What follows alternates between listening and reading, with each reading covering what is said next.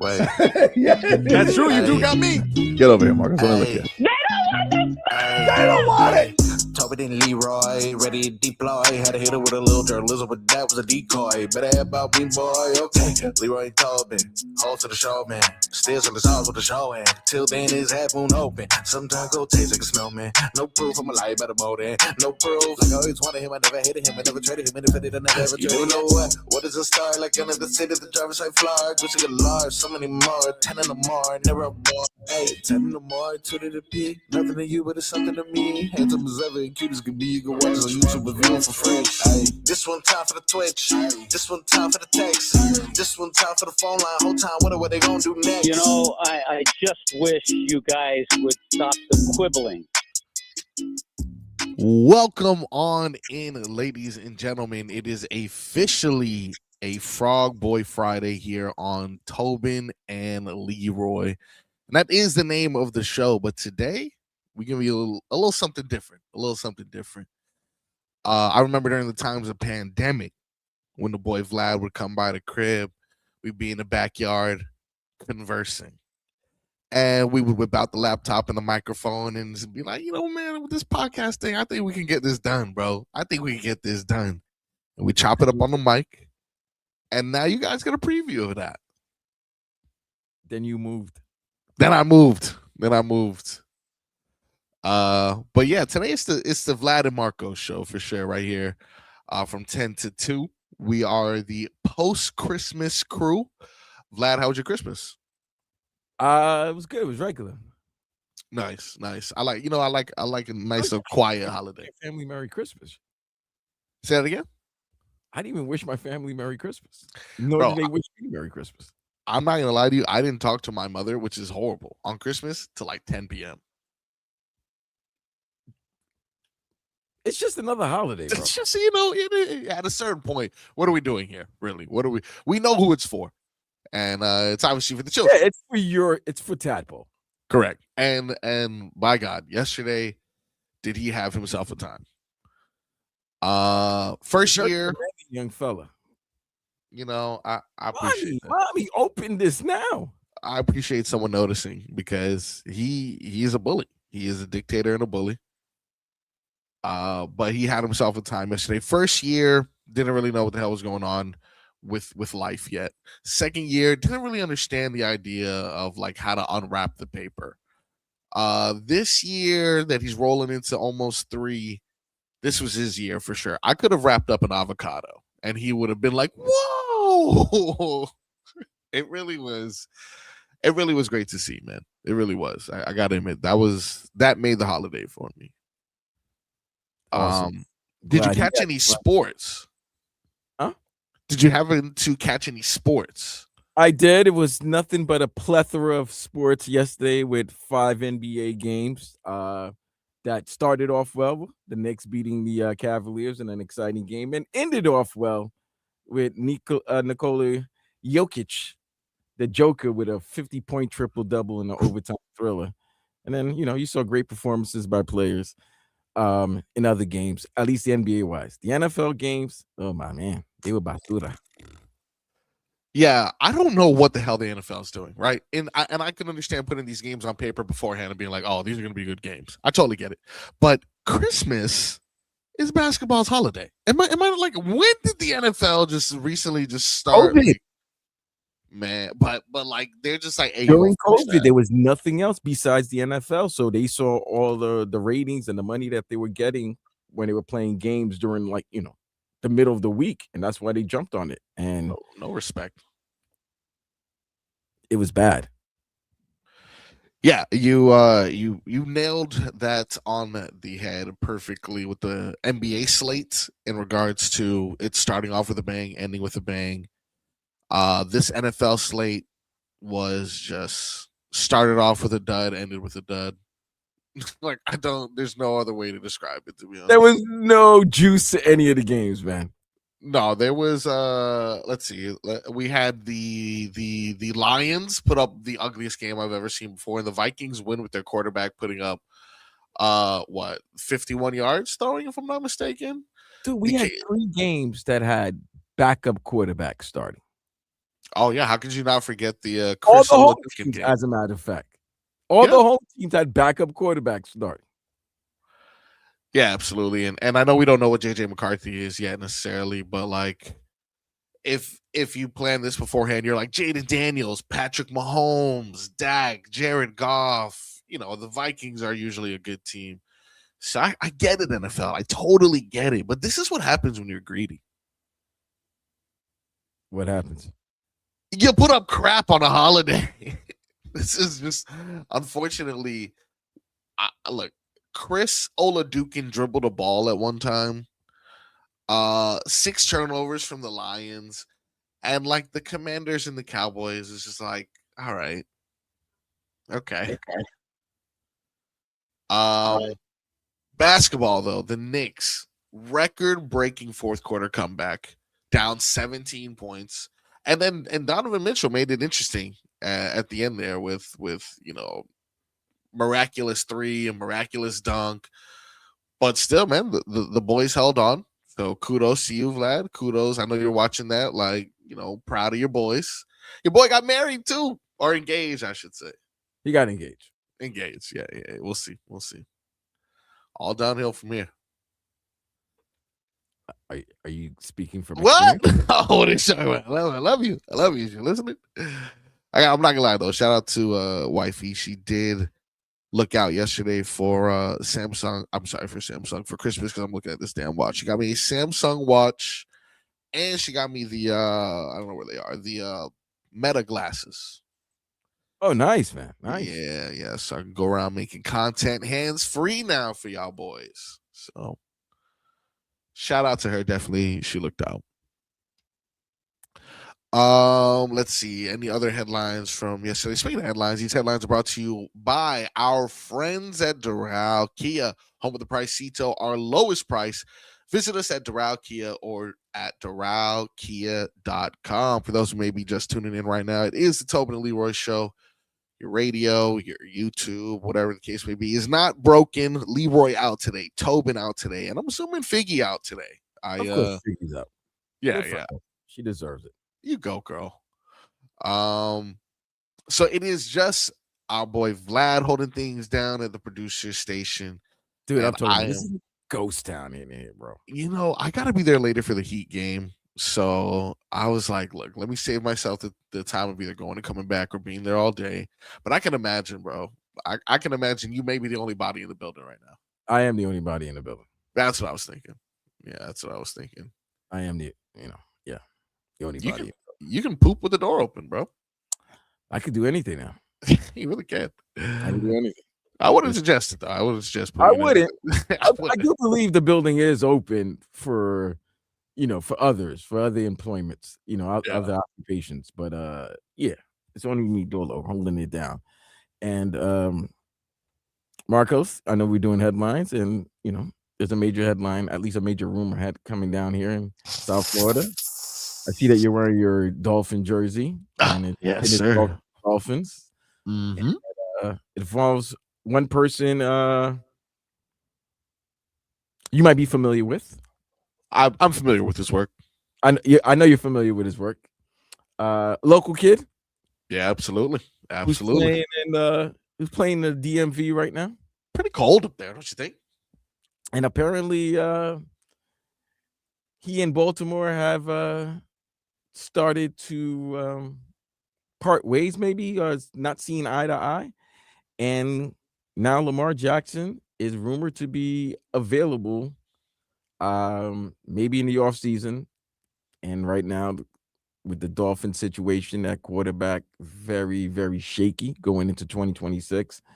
Could the Dolphins make a move to acquire one Lamar Jackson, bring the boy back home to South Florida, and quarterback the local team? Dear 6 pound, 8 ounce baby Jesus. I know yesterday was your birthday, but if you're out there listening, if you're not hungover, do you drink? I don't know, water or wine? I'm sorry. I mean, he does drink wine. At the very least. And I mean, you're of age at this point. But if by any chance you're awake right now, got one more thing on my list there, big guy. One more thing on my list there, a Lamar Jackson reunion would completely, because as of right now, let's take this out of the picture. The Miami Dolphins turnaround project is years away. Absolute years away. Lamar Jackson takes that 5-year turnaround to one off season. All right. First of all, it doesn't have One off season. Marcos doesn't have to take 5 years. Denver had the same situation with Russell Wilson, and it didn't take 5 years. It took him maybe a year or two. They got good leadership. Right. So clearly something that's been talked about, obviously, is that you're going to have a new general manager, and more than likely, you're probably going to have a new head coach and a new quarterback. So whoever the GM is going to be, he's going to come in and decide if he wants who he's going to want to be his quarterback, as well as the head coach. So, therefore, do the Dolphins, who probably might be selecting like in 10 to 15 area, 10 to 13 area, I'll say 10 to 15, 10 to 15 area in the draft. Heard Omar talk with when he was on the Joe Rogan show with Dan and Trevor filling in for Hollywood and Joe during the holidays. I heard him and Perk talking, Chris Perkins of the Sun Sentinel and Omar Kelly of Miami Herald, and they would start talking about who was at fault, between the three of McDaniel, Chris Greer, and Tua. Well, Chris Greer, that body's been given to the streets already. Think the streets need more bodies. Yeah, right? No, I think you're right. And if you have more, so that it's a cleanse, a cleanse. Whoever that new GM is, he has a decision to make. Do you give up those, whatever assets you have, picks, or do you wait and take a guy like a Ty Simpson who might be available to you when you're drafting? And do you bring a bridge quarterback to hold it down for a year, or at least half a season, and then allow the rookie quarterback or whoever you draft, if you do draft the quarterback in the first round, then to come in and take over? Or do you just, go into the Kyler Murray sweepstakes, because those might be the quarterbacks that are going to be available? I mean, but getting a Kyler Murray is like getting a Tua. They're both the same type of quarterback, where they're leaving their team to go to another situation to better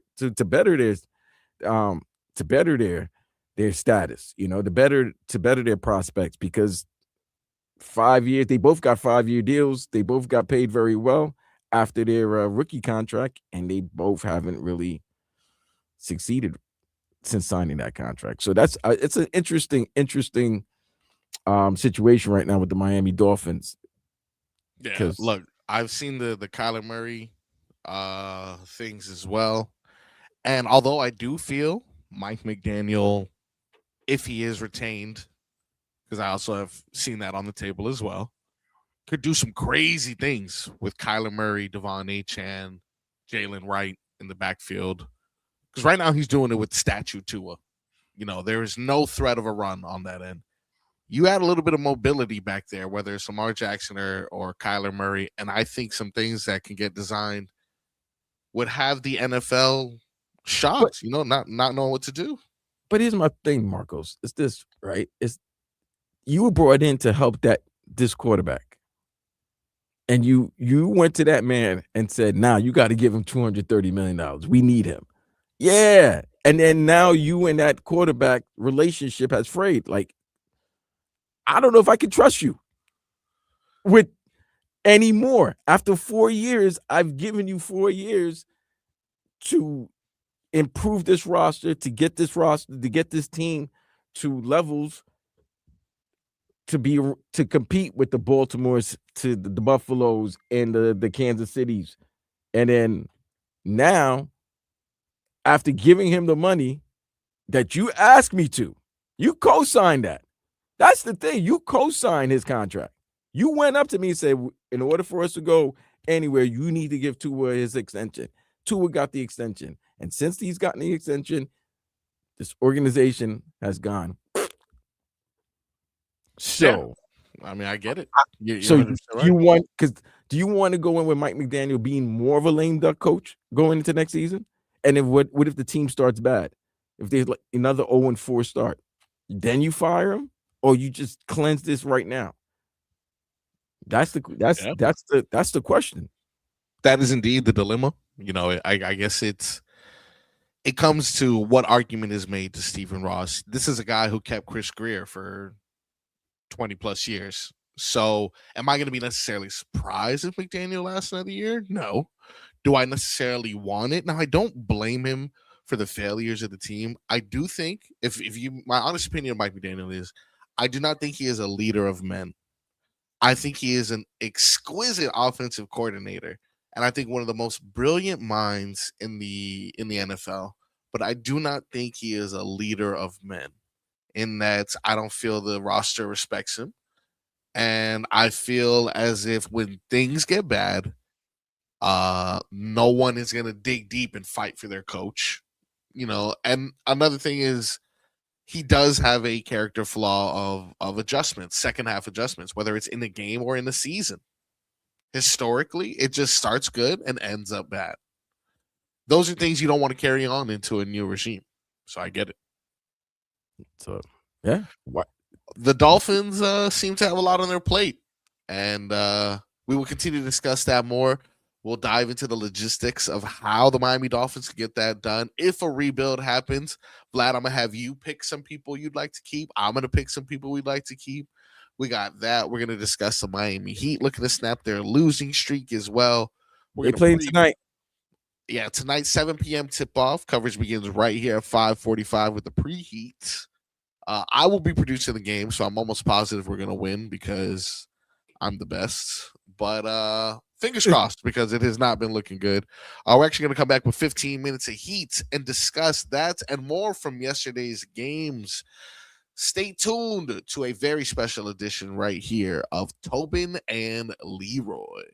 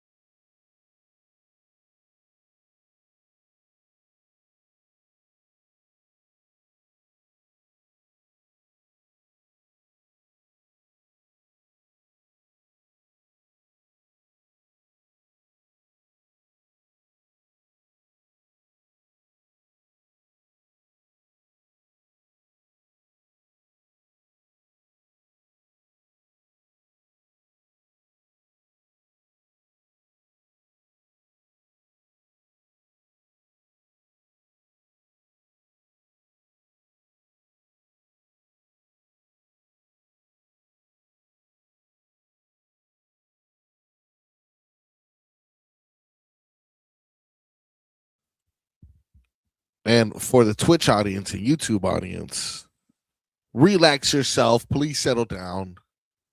It is the Tobin and Leroy show. Vlad and Marcos holding things down. We're going to give you 15 minutes of heat right here. And 15 minutes of heat is brought to you by Doral Kia, home of the Pricito, our lowest price. Visit us at Doral Kia or at DoralKia.com. Your Miami Heat today back in action.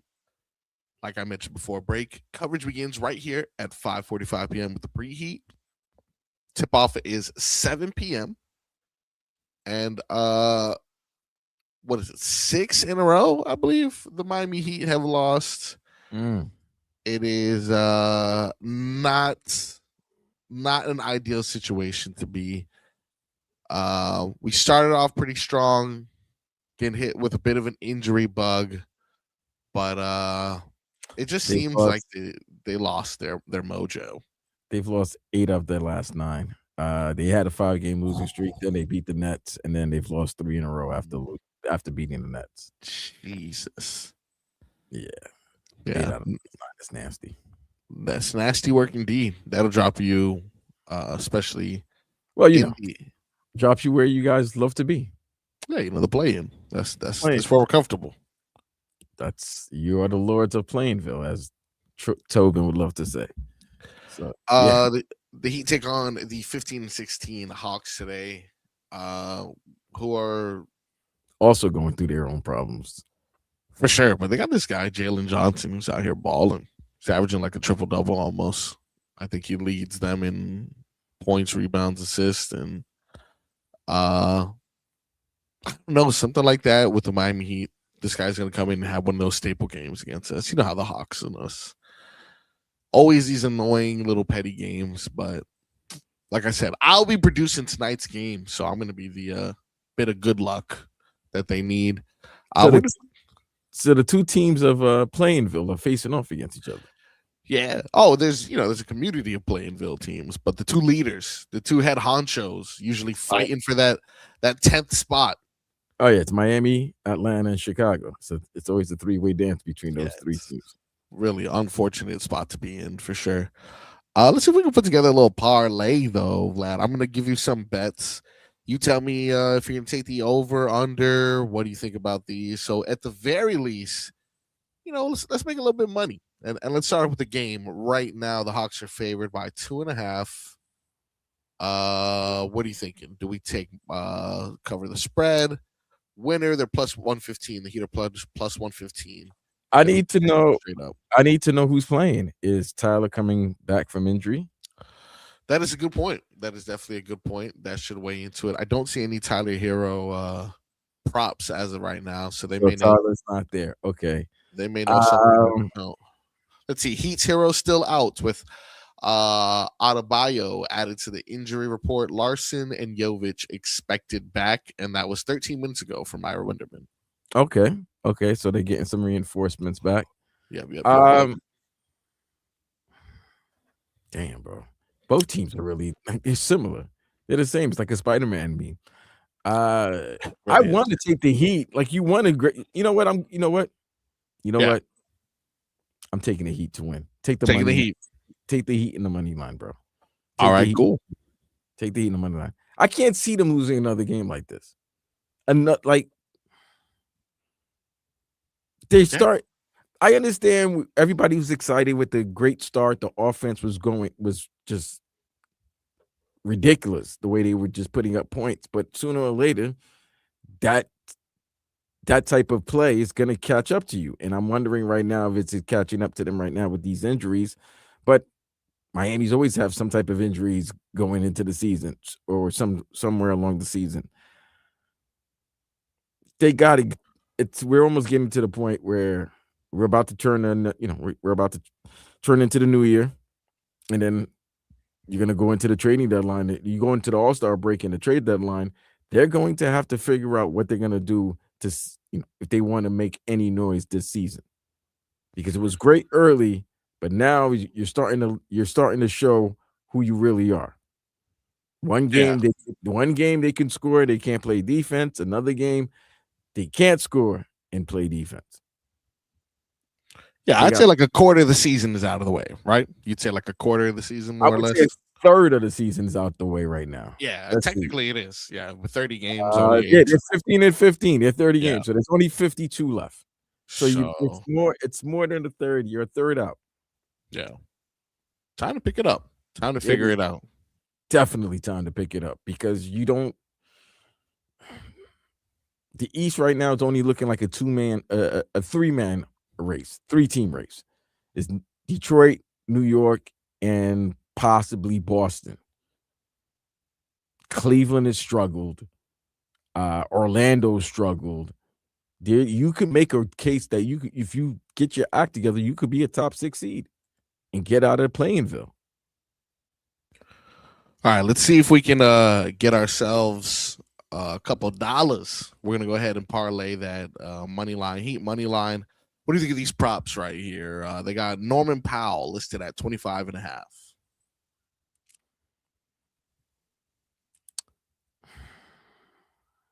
I don't know where Norman's gonna feel because Norman called the team out the other day. So does Norman? Yeah, he called that. Well, he called them out because he just feel like they weren't listening to what coaches providing them to do. They're not listening. They're not executing. They're not doing anything. And he was calling them out. He was calling the young guys out. So does he go out and try to lead by example? I mean, he led with words, but does he also lead by example by going out and try to put a 30-piece on? Or do you share the ball? Because there's one guy that needs to score. That's Bam. Yeah, for sure. What's Bam's player props right now? 19.5. And there's no Porzingis for Atlanta, correct? There is not. All right. I think you might have just. I'm gonna pull Hockman and just go double. Go to combo double for Bam. Ooh, that's gonna like minus 130 or something like that. Let's see, double Bam minus 145. Yeah. That, he couldn't get a double the other night. But I'm thinking about after Christmas, he spent time with his lady. They had a beautiful holiday moment. My man Bam's putting a 20 and 10 tonight. I like that. I'll add that to the parlay. Double for our boy Bam. Double for our boy Bam. And over rebounds for Khalil. That is solid because he had like a 25-20 game the other day. Yeah, if it's like 11 and a half, 12 and 11 and a half right on the head. You had that. Grab it. Jump on that right there. Pause. Let's see. What about some assist numbers? You think anyone's going to be dishing the ball today? Well, Jalen Johnson will probably be dishing, but I don't know if you want to be. For that bet against the team. Yeah. I have Davion Mitchell here at over 7.5. What bothers me is these hooks. Like I feel Norman Powell will hit 25, and they have him at 25.5, and they have Davion Mitchell at 7.5 for assists, and I feel like he's going to hit 7. So that's usually where I get you on the hook. That's where they get me every time. They know things. But I'm gonna go back to points because I do feel like there's still some questions that are being had here. If Bam Adebayo is listed at 19.5, and we want him to have a good game, and we want Norman Powell to have a good game, who's going to be that third scorer that's going to step up for Miami? Is it going to be Andrew Wiggins? Is it going to be Jaime Jaquez? Or is it going to be someone, a little bit less expected, such as like a Khalil or Davion? That's, I think, the third scorer, if the Miami Heat are going to win today, which we're betting that they are, is going to have to be someone who's putting up close to 20 points. So with that being said, they got Jaime Jaquez. I like Jaime. 15.5. What do you think of that? I think Jaime can get you 15.5. I think so. Jaime can get you 15, 5, and 5. Like realistically, that could be his stat. Like he's a 15, 5, and 5 guy. 15 points, 5 rebounds, 5 assists. He's the only guy that gets into the paint. That's the problem with this team. Nobody scores inside the paint for this team. And you're not going to win in this league if you can't get points in the paint. I mean, that's just, you're not going to advance in the playoffs. You're not going to advance anywhere if you can't get points in paint, because there are nights you're not going to hit the three. And if you can't hit the three, you got to figure out another way to score. And that's the problem with the Heat right now. And I think that's a lot of problems that the fan base, Heat Nation, been, I want to say, dealing with Bam, because they know Bam is such a good player. But do people appreciate all the little things that he do because he doesn't put up gaudy numbers and that's what they want? Or do you appreciate everything that comes with being the leader and captain of the team? So not only he has to be accountable for himself, but he also has to be accountable for everybody else. Now, speaking of Bam, we've already put that he's going to get a double-double. I need one more bet to add to our parlay so that I feel 3-pointers. okay. I was going to go for blocks, but I'm looking at both of them. No, look at the three. I bet you. Wait, is Norman like at least 2.5? 3.5. Ugh, that's tough. Yeah, no. 2.5. Andrew Wiggins is the next Miami Heat player at over 1.5. You know who you should get? Simone. You know what? I would not listed. Dang. What about Davion? 1.5. Davion will get you 1.5. Not listed. Only other Miami Heat player listed beyond Andrew Wiggins. Well, it's still early. It's still early. It is still early. They got Khalil Ware, surprisingly, though, at over 1.5. That might be something to jump on because he's actually been. Listen. Yeah. This kid Ware is really good, man. No, he is. He's really good. You could see the talent. And I'm happy that it's so easy to say that Spo is holding him back or anything like that. But I mean, Spo is Spo. Spo's the best coach in the league, so you go with Spo and what he sees. But what this kid's been doing, at least up until the last game against the Raptors, where I think everybody just played terrible, he's been putting up some serious numbers, bro. Serious numbers. And he's showing you that he can put the ball in the basket in a variety of ways. From the outside, he can rebound, putbacks. I think you're right. I think you should focus more. I think everything. I think maybe he should start to be the focus of the offense and a little bit more focus of the team. That's what I'm saying. I mean, you have a young, possibly franchise center, and every game that he's played, he's just been improving. So, but we've been clamoring for it. You know, if you listen to Tobin and Leroy has been asking for years for more Khalil Ware. Tobin has too. We all have. I think we all see it. Obviously, we trust the process with Spo, but you can't see that guy play and help but think like we need more of this. We need more of this guy for sure. Our parlay, just to recap before we go to break here, it's looking pretty good. It's looking pretty good. Right now, we're at plus 1,400. We have Heat to win. Yes. Bam Adebayo double-double. I like it. Khalil Ware over 11.5 rebounds. I like it. Jaime Jaquez Jr. over 15.5 points. Yes. And Khalil Ware over 1.5 threes. I like it. You put a little $10 on that? That's $150 right there. That's a good 150 right there. Listen, that's easy work. That's easy work. That is the type of stuff you're gonna get here today, Vlad. We're making the people money.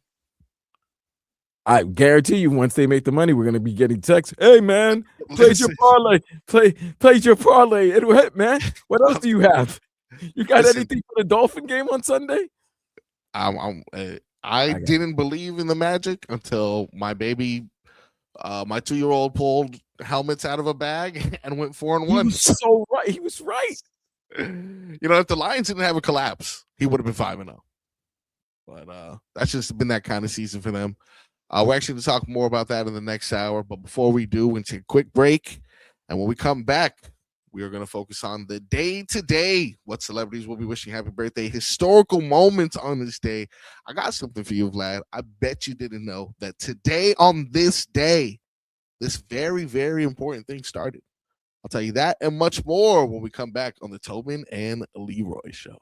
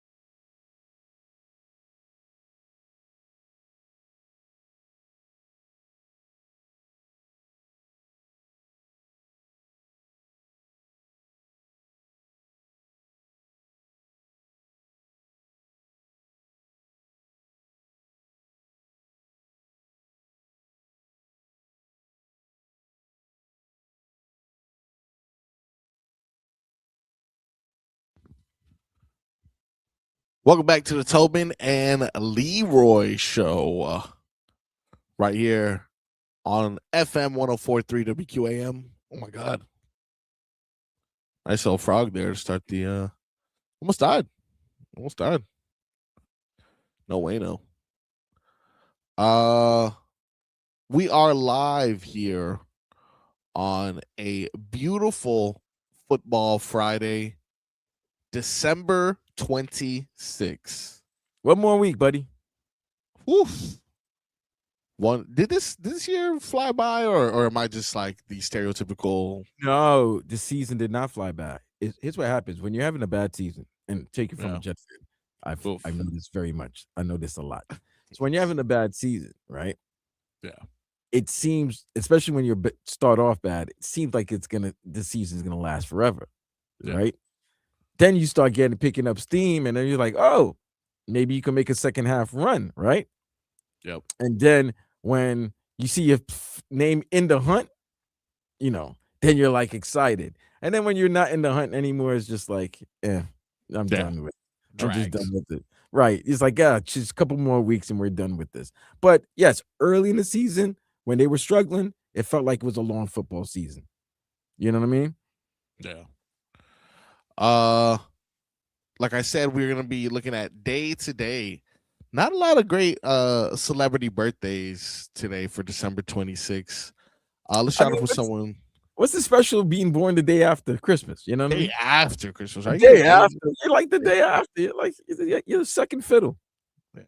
Natalie Nunn. You familiar with Natalie Nunn? Natalie Nunn, the actress? Reality TV star. Okay, well, okay. Yeah. What about her? Whatever. Birthday today, turning 41. I thought maybe. I'm like familiar with the name, but I'm like not into, Love Island. Yeah, I know. Yeah. I know who she. Yeah.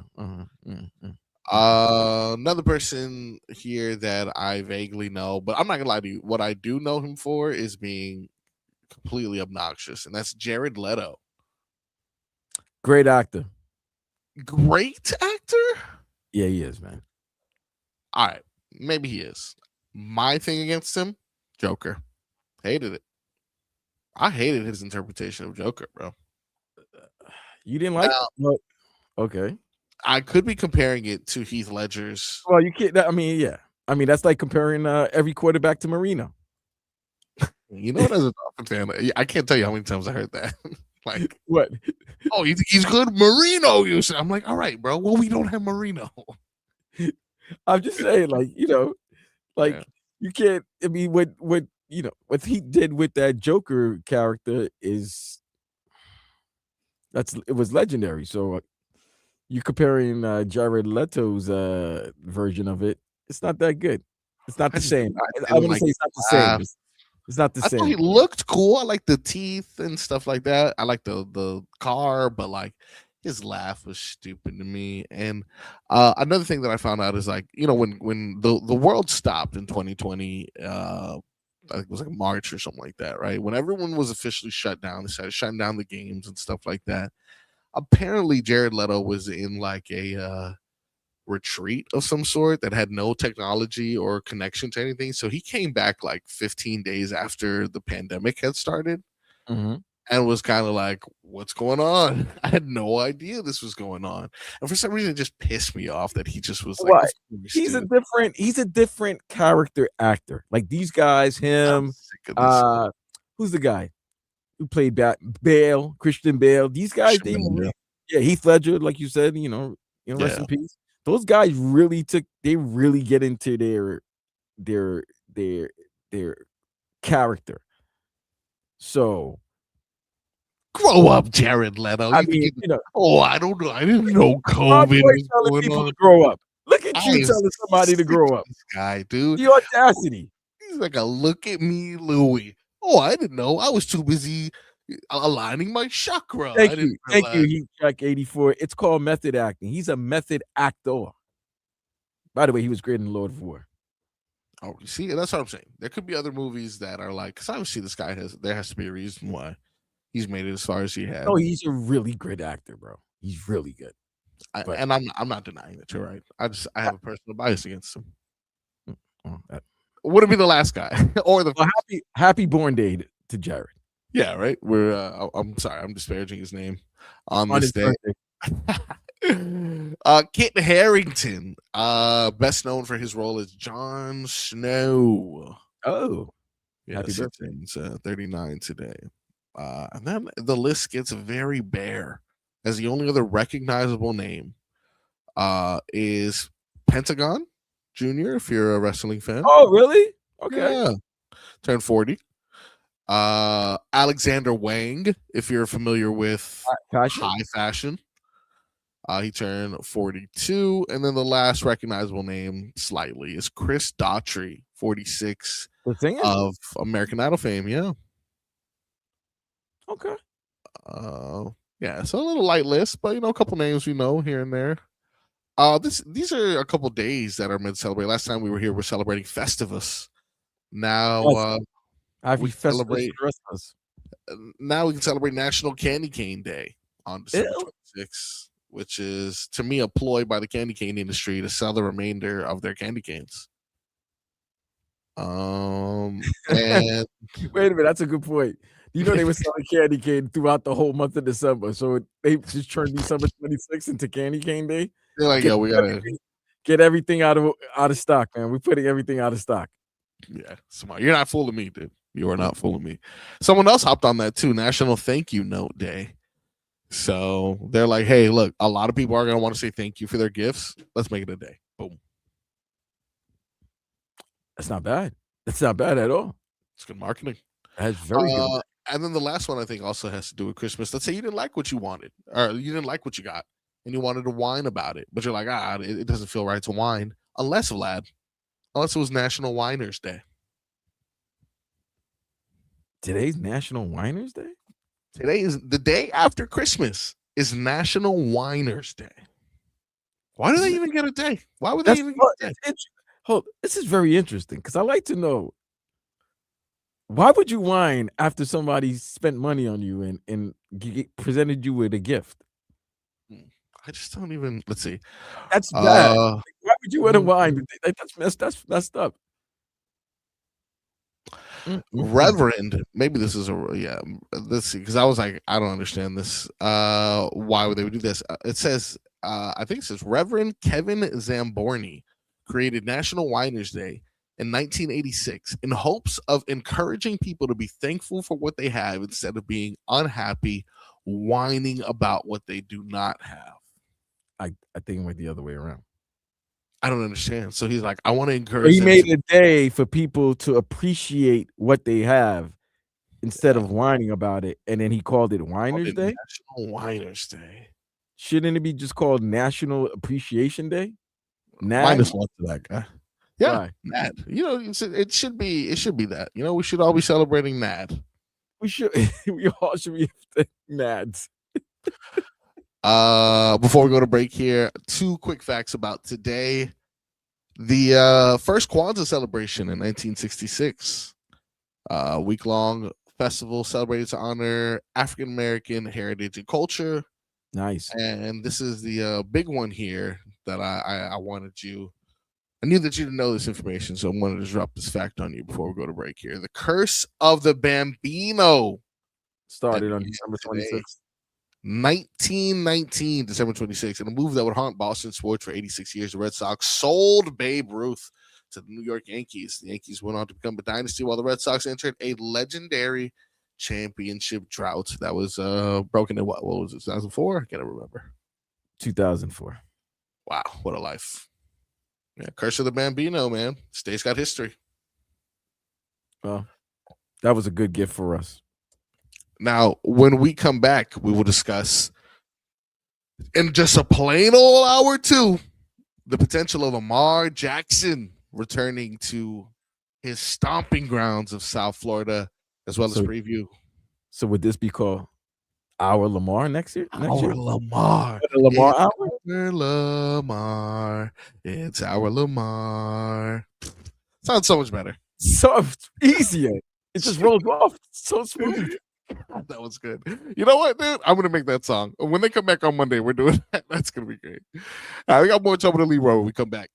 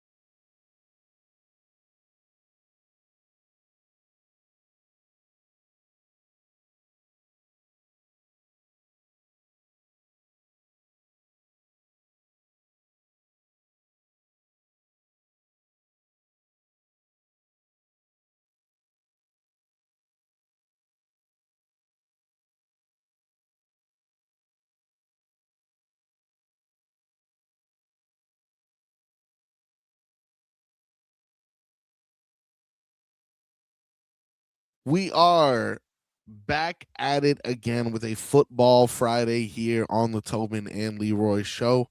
But first, let's go ahead and get you some headlines. These headlines are brought to you by Doral Kia, home of the Pricito, our lowest price. Visit us at Doral Kia or at doralkia.com. I'll give you some quick details from yesterday's action. We had a full slate of basketball, full slate of football. Let's go ahead and give you the garbage first. Cowboys survived the Commanders 23-30. Not good. Dak had 300 plus and 2 TDs. Malik Davis, nice game in the backfield, 100 plus yards for the Cowboys. The Lions season is over. After Man, losing how do you lose to a team with a backup and you need the game, you need the win to stay in the playoff picture? And now now Green Bay is automatically in. So the NFC is already settled, except for the division, the NFC South division winner between Tampa Bay and Carolina. But everybody else is the other 6 spots are locked in.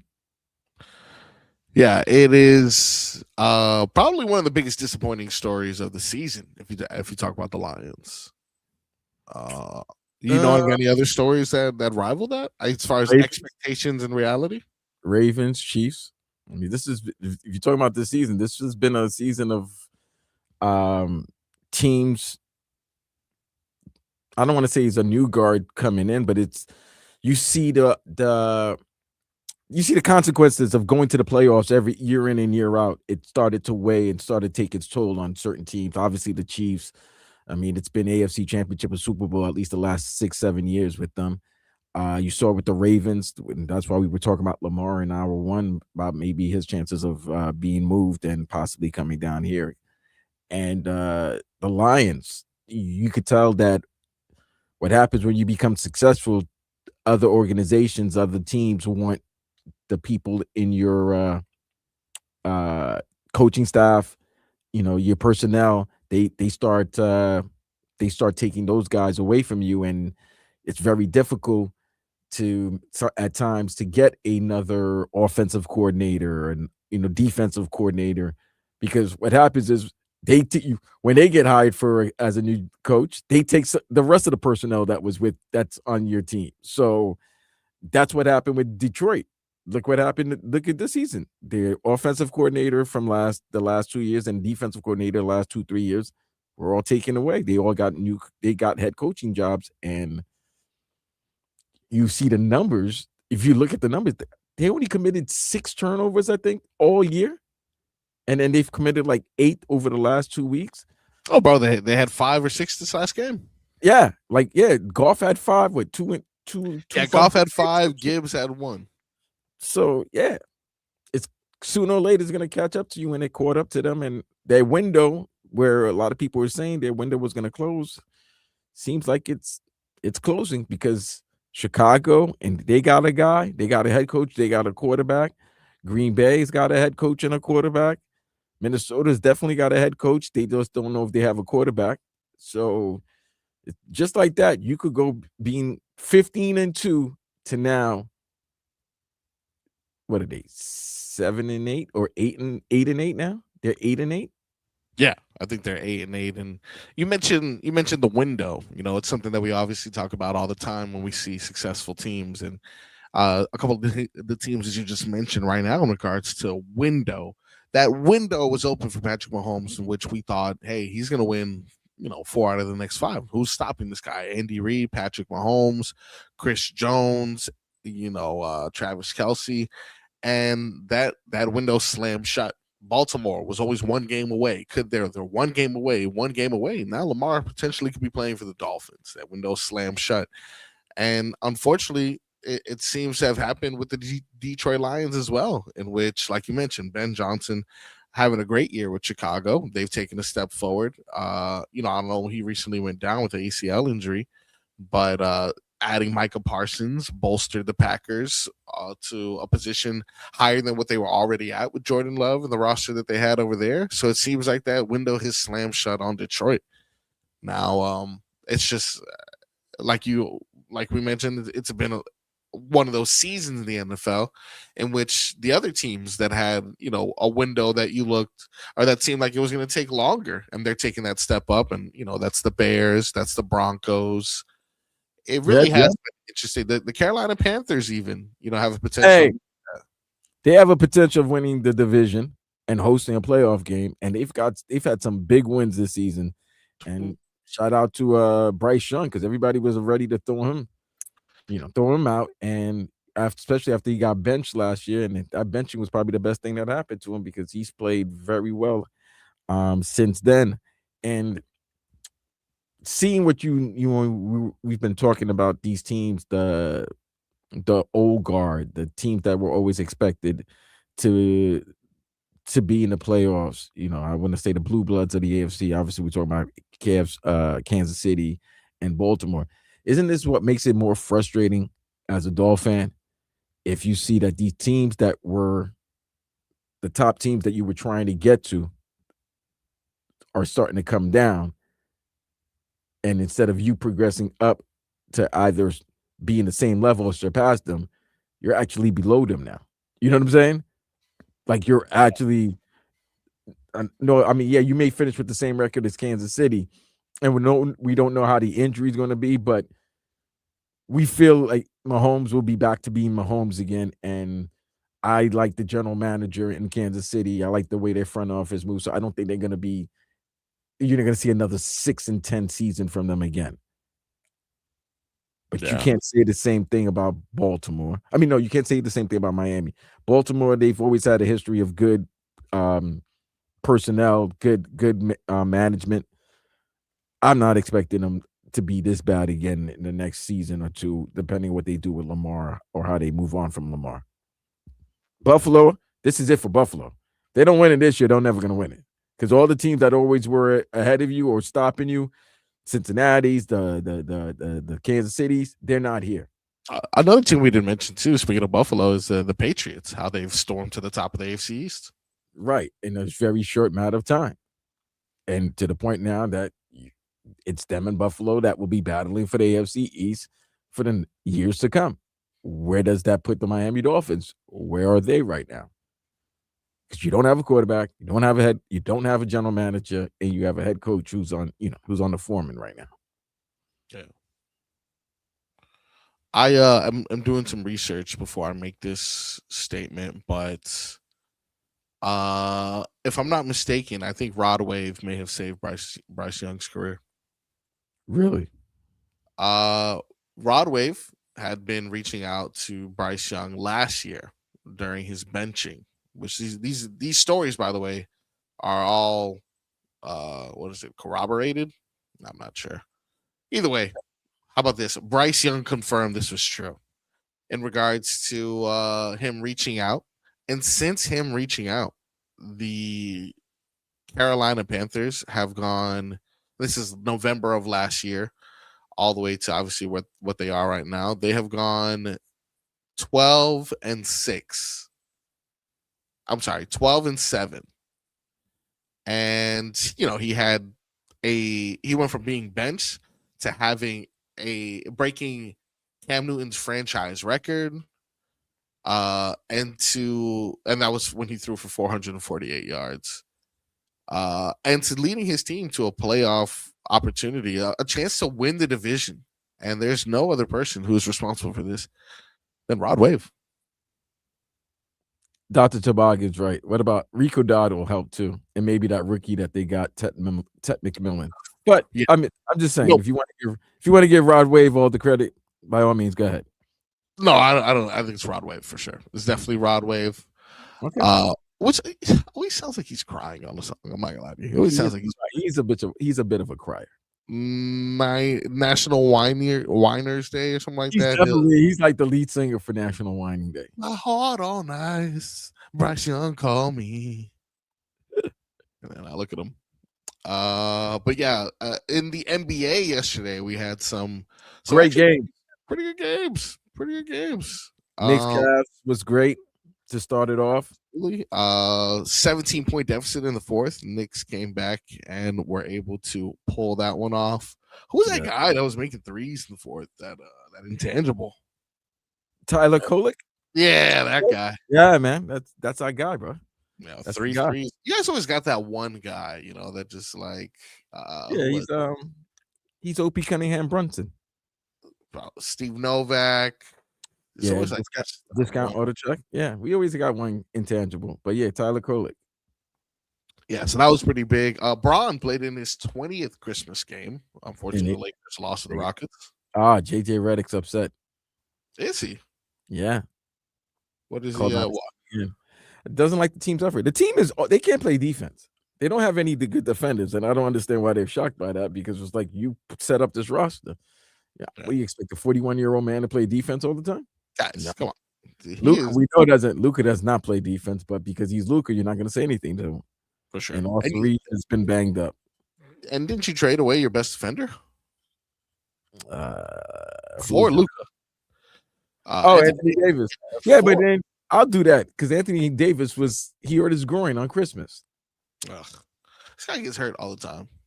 Speaking of the Mavericks, they lost to the Warriors. They returned. Clay's returned to Chase Center. Oh, that was the first time he played? First time he returned to Chase Center. And he put up a whopping 7 points. Did he have -4 plus minus? I'm sure that brought glee to you, didn't it? That brought joy to you. Oh, God. You're the first person to call out Clay saying he was washed, and you've been right. Oh, what a bum. Guy's a total bum and a jerk. I can't confirm that yet, but I think he's a jerk. I know he probably had a great Christmas. Why you say he's a jerk? I mean, you know who doesn't think he's a jerk? Who's that? One Meg Thee Stallion. Oh yeah, I know. But she doesn't know any better. She's used to dealing with like rappers and it's her first. She got with Klay Thompson. I mean, Klay's a loser, so of course, he's just happy to be here. So of course he's treating her right, and because of that, I think they're going to work out, and I do wish them the best. I just wish he would stop playing basketball because, oh my God, is it horrible to watch. -4 plus minus. What are we doing here? And your return to Chase Center, that was your opportunity to show, oh, look, Steph Curry, I am no longer Robin. Look at me. And no, nothing. You can do nothing. He can't even be the Green Lantern right now. Can't even be nothing, bro. He can't. And they're having some problems over there with their own big three in Golden State, with Draymond Green fighting anything he possibly can. I thought Jimmy Butler would be the problem over there, but it seems like they're about to fight. It just, I don't know if you saw Jimmy Butler's comments concerning the fight. I think on Instagram he was quoted as saying, "I like that. It turned me on a little bit." Hey yo. Hey. Well, I mean, he's had his own coach player infractions. We saw him in Spo go at it. We saw him in UD go at it, but I could take that from two individuals that won 4 titles with each other. I don't think if that was anybody else, Steve Kerr is taking that or allowing it to get to that point. But it was obviously disrespect, but it was at least a little level of respect because they know each other. This is their relationship. But yes, you could see that this relationship is about to end. And when you're putting triple singles up, I don't really know where you're going to be a good fit. Don't know where you're going to be a good fit. Don't know where your behavior is going to be tolerated, because it was only tolerated in one place, and that's because you had, the light-skinned assassin around you. But absolutely, but he's as great as he is. He's getting old. Another basketball note yesterday from the lineup. How do you feel about this, Vlad? The Spurs moved to 3-0 against Oklahoma City this year. Bam. They are scary. Scary, like scary, because they got the alien, right? Oof. And then they got this kid who Ron Harper's son, Dylan Harper, he's a baller. Yeah. Like, he's a real baller. And I'm a big De'Aaron Fox fan. They got shooters. They listen to their coach. That team, that is a great rivalry for the years for the NBA in the near future. That they athleticism, great defense, franchise players. That would to beat OKC 3 times, to be 3-0 against OKC, and this is still an OKC Thunder team that I still think could win 70 plus games. But to know that you're the team that's beating them, you beat them already. Like, they're not going to be able to overtake you in season series. You've beaten them majority of the times. Yeah. It's done. So, it's done so.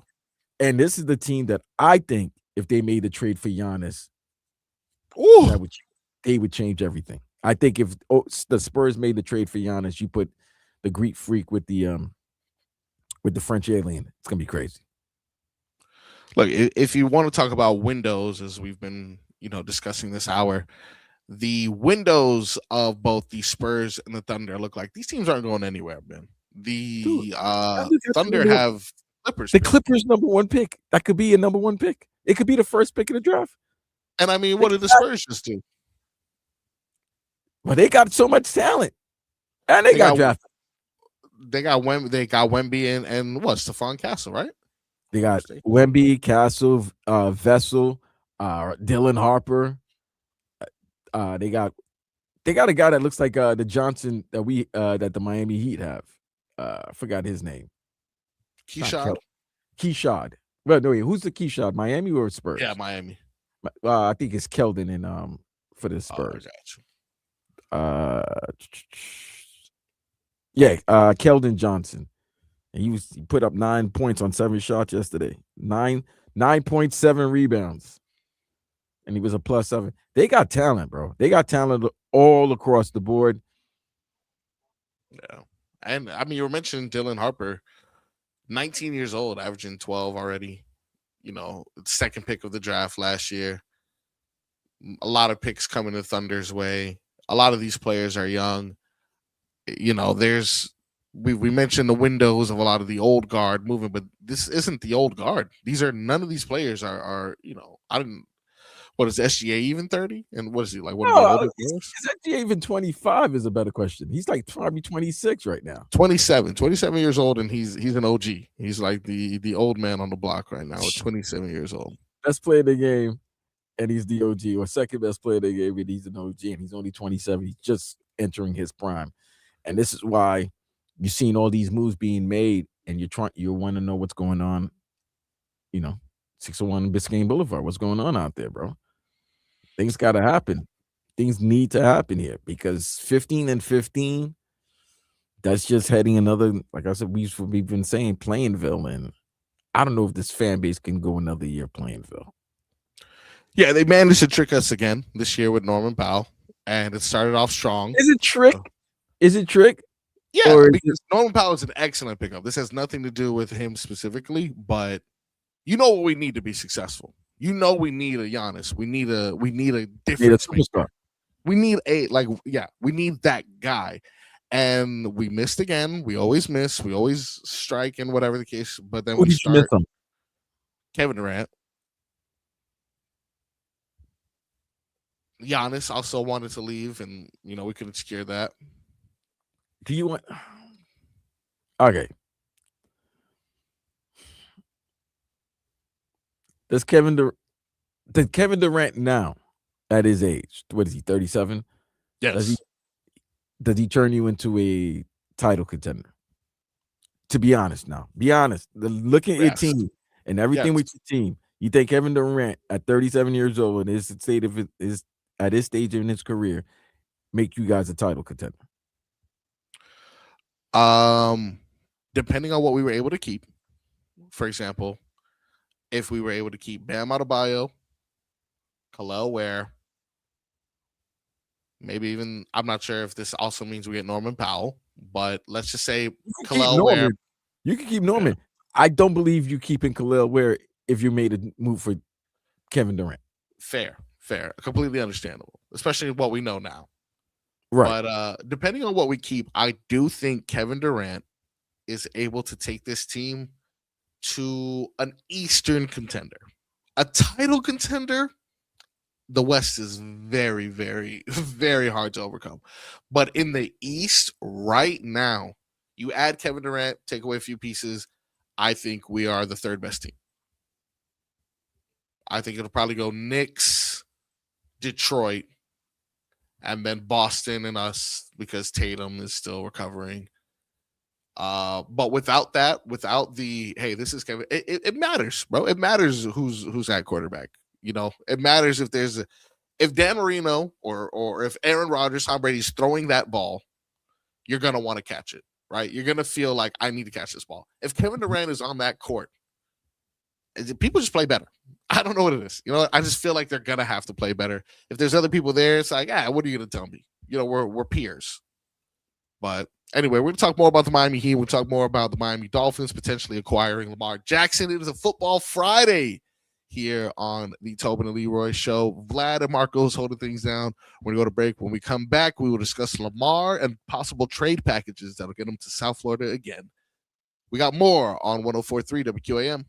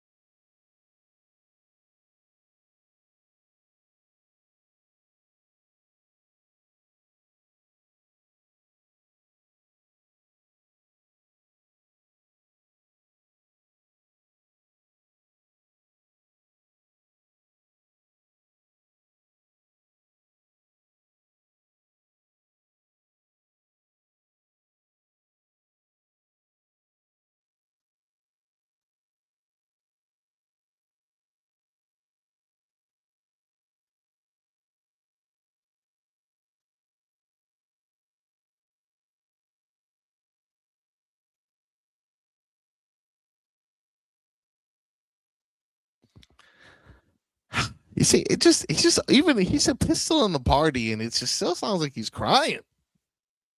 Just don't get it. Still get it. Hey, Clearly he gets into his feelings. Pistol in the body, I don't feel right. Get into my feelings. Stop crying. Yeah, stop crying, dude. National Whining Day. You're on the Tobin Leroy Show.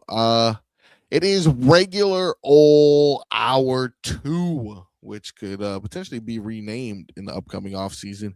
If the reports are true, in a column for the Baltimore Sun on Wednesday, columnist Mike Preston wrote that Lamar Jackson has already become a central figure in possible trade talks. He suggested that the Ravens should look at potentially trading the star quarterback and name 2 potential landing spots: the Miami Dolphins and the Las Vegas Raiders. Now, for obvious reasons, people down here would love for him to come to Miami. Just want to present what's on the opposite side. Tom Brady apparently has shown fondness for Lamar in the past, but that's the only thing that's linking him to Las Vegas. Oh, he also showed fondness to Shedeur Sanders and had an opportunity to draft him, and he never did. Absolutely. And I'm not sure how much power he really has. I don't know what Tom Brady really is doing. I see him with iShow Speed. I see him, calling games. I see him on TV. I see him, doing this and that. I'm not sure how locked in he is with the football operations of the Las Vegas Raiders right now. But other than the idea of it being a big market, I don't understand how or why the Raiders have any sort of, it's sure they have Genty and Max Crosby, but I can't think of a notable spot or a notable reason as to why anyone would want to go to Vegas. And I'm sure a lot of people can say the same. It's the same thing as Miami. I'm saying other than a big city, like I get that it's Vegas, but it's like, there's no foundation that I'm gonna be honest. Anybody who has gone to Vegas, their career has gone there to die. That's it. Like I haven't seen anyone I'm not gonna let you get I'm not gonna say that you're wrong, but they've only been in Vegas for only 3 years. Vegas, aka Oakland. You just said about the Raiders organization as a whole. Exactly. The Raiders organization as a total, to me, has been exactly what their fan base is referred to of a black hole. I've known talents to go over there and be shells of themselves. So okay, I get you. Anybody that's donned the Raiders uniform has either been a shell of themselves or gotten into some controversy, aka Randy Moss, Antonio Brown, Christian Wilkins. I got you. Okay. Yeah, I'd say I can't name one player who has, Devontae Adams, Antonio Brown. I can't name one player who's gone to the Raiders organization and ended up better for it. Now they do have an eye for talent. Charles Woodson. He was drafted there. And Jerry Rice. See, but this is the thing. But okay, Charles Woodson was drafted by the Raiders? Yes, he was. Yes, right? Mm-hmm. That's different. In regards to getting their own talent, Brock Bowers is a solid addition. Max Crosby is a solid pickup. Ashton Genty is a solid pickup for sure. Yeah. Yes. Now, when it comes to someone going over there, those Jerry Rice years were like, okay, like I guess it was okay. It was so cool. But so it is then. Can someone say the same thing about when people go to South Florida and play with the Dolphins? Now, this is the thing. You may not find team success, but I can give you examples of people who had their best years as a Dolphin. Okay. Jonnu Smith, Tyreek Hill, Brandon Marshall. All right, maybe I've stretched a little bit on that Brandon Marshall one, but Brandon had a good season with you guys. Jordan Brooks. And I'm sure there's probably a couple that I'm missing that, like, Raheem Mostert had a nice bounce back year from being ousted in San Francisco to coming back here. Reggie Bush had a solid year when he came here, 1,000-yard rusher. Ricky Williams. Now, I mean, Ricky Williams, we gave the house for Ricky damn near, so I completely understand. I mean, we didn't do what the Saints did, but we know that's who we really, really wanted. So I understand when it comes to team success, who am I to talk? But in regards to personal, if you just look at the track record, if I'm having to compare, if I'm sitting down with Lamar and it's like, hey, it's me or Vegas, I'm like, well, you tell me, Lamar, who has gone to the Raider organization and succeeded? And I can tell him, I can fire back with a lot of things that we have to offer in Miami. But at the end of the day, I think none of them are going to weigh in as much as hometown. We got to get that hometown discount of some sort. And I don't mean discount on price, but I mean in regards to like, sure, the success hasn't necessarily been there from a team standpoint, but having the opportunity, he didn't have that in college. In that the Miami Hurricanes were not that the outstanding team that they were today, or the force that they were in the early 2000s and 80s and stuff like that. When Lamar Jackson was in college, he is one They of the weren't that good. No, I mean, not that good is. So I don't understand why they allowed him to go to Louisville. I mean, I don't know if it's an allow or if I think he just saw the landscape and was like, why would I want to do this to myself? I've been trying to get the local talent to For stay sure. here, but that apparently didn't Al happen. Golden wasn't, Okay. or whomever So was recruiting there's at the been time. at least 3 opportunities for Lamar Jackson to play at Hard Rock Stadium in some way, shape, or form. Yeah. Whether it was for the University of Miami, or he was drafted by the Miami Dolphins, or he was signed as a free agent to the Miami Dolphins, and that didn't happen. He is turning 30. This is, we got to check his Carfax. He's been in quite a few accidents, to say the least, over his tenure in the NFL. So, are you willing to make a move to get him? Where you could, we know he could have maybe another 6 to 8 years of being dominant, being a prominent player, or do you take a chance on new general manager, new head coach, and they draft their quarterback and who they feel will be their quarterback for the next 10 to 15 years? Do you do that? It's and then it's a matter of who's going to be making that decision, guys. Because here's a question. Let me ask you this: would you rather, if I gave you a choice, and we've been doing this a lot in the station, somebody, the Hockman Crowder and Solana show with our boy Jimmy, they did, who would you rather, Joe Burrow or Giannis? Joe Burrow to the Dolphins or Giannis to the Heat? Well, I have a similar question. Who would you rather, John Harbaugh being the coach of the Dolphins or Lamar being the quarterback of the Dolphins?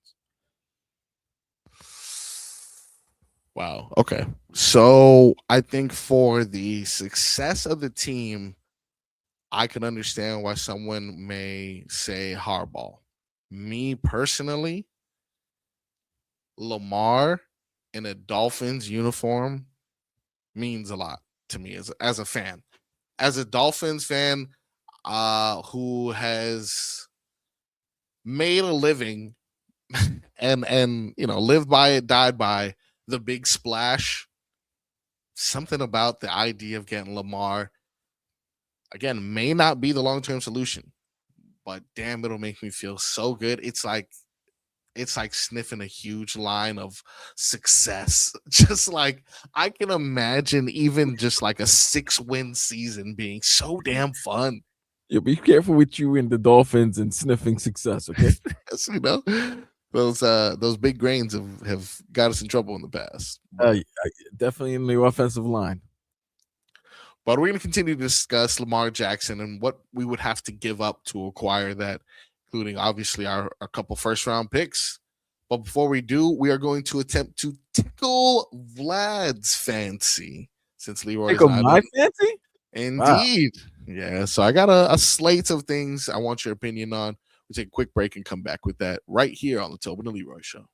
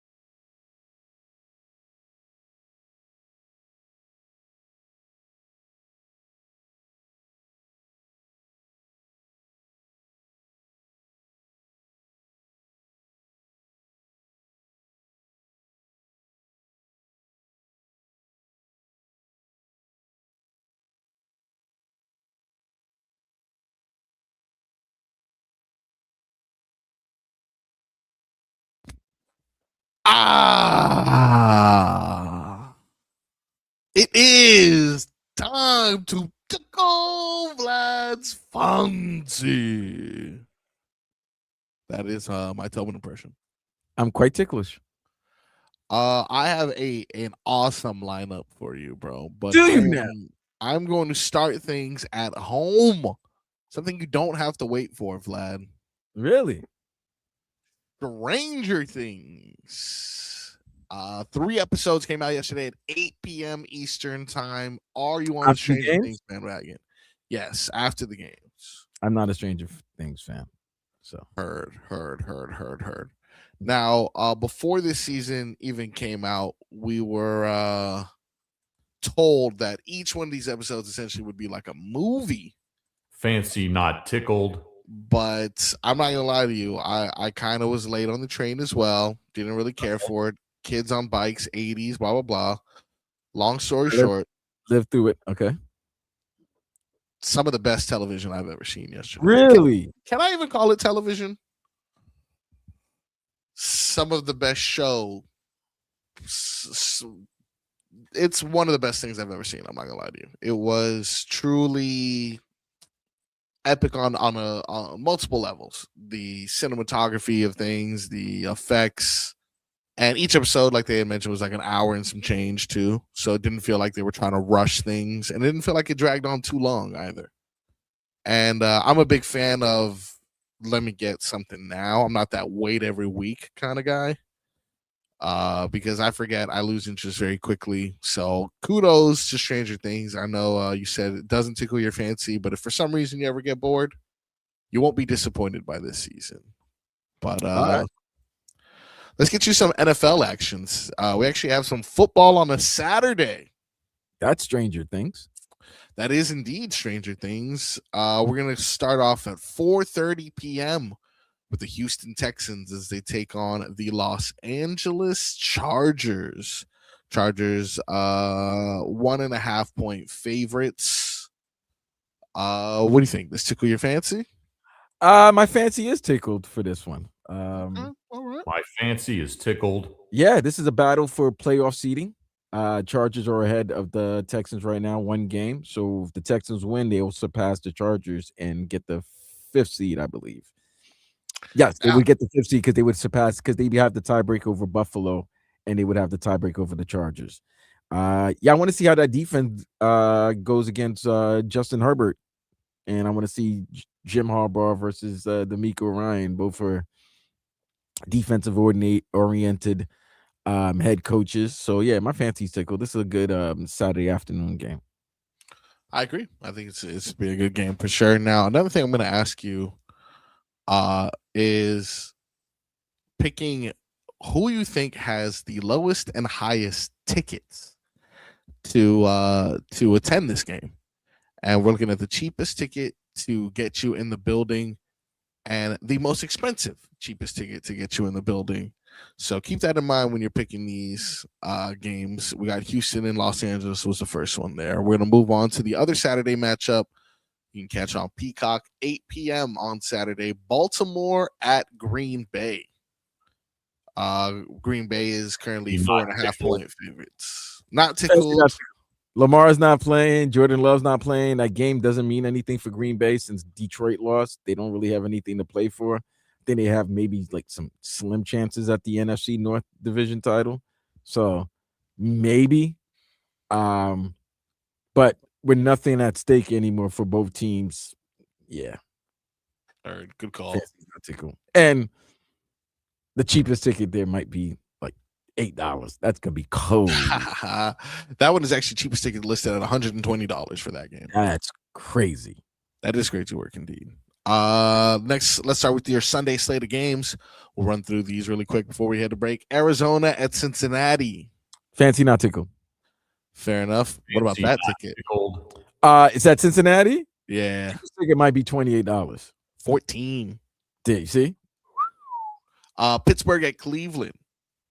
Fancy is tickled. My fancy because I want to see Shador, and I also want to see if Myles Garrett breaks that record. So, and do it against Aaron Rodgers, which would be kind of ironic because Michael Strahan broke the record against Brett Favre. So, Yeah. So yeah, it would have been it'd be weird. But yeah, my fancy ticket for that one. Cheapest ticket in Cleveland, right? Yeah, It's gotta be like $36. 57. Yeah, you see, we're Not not that bad. far. Not that far. New Orleans at Tennessee. Fancy's not tickled. Even though I love to Fancy see not tickled. Cam Ward, but Love no, Cam. fancy's not tickled, and I'll probably say $33 cheapest ticket there. 60. Really? Nashville's nice this time of year. I guess. Never been actually. Jacksonville at Indianapolis. Fancy's not tickled. I don't think what's his name is Fancy playing. not Philip tickled. Rivers is not playing, and What?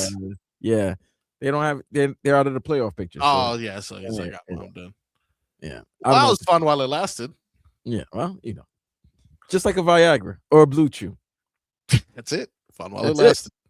Good while it lasted. Yeah. Tickets low as $50 for that one. Okay.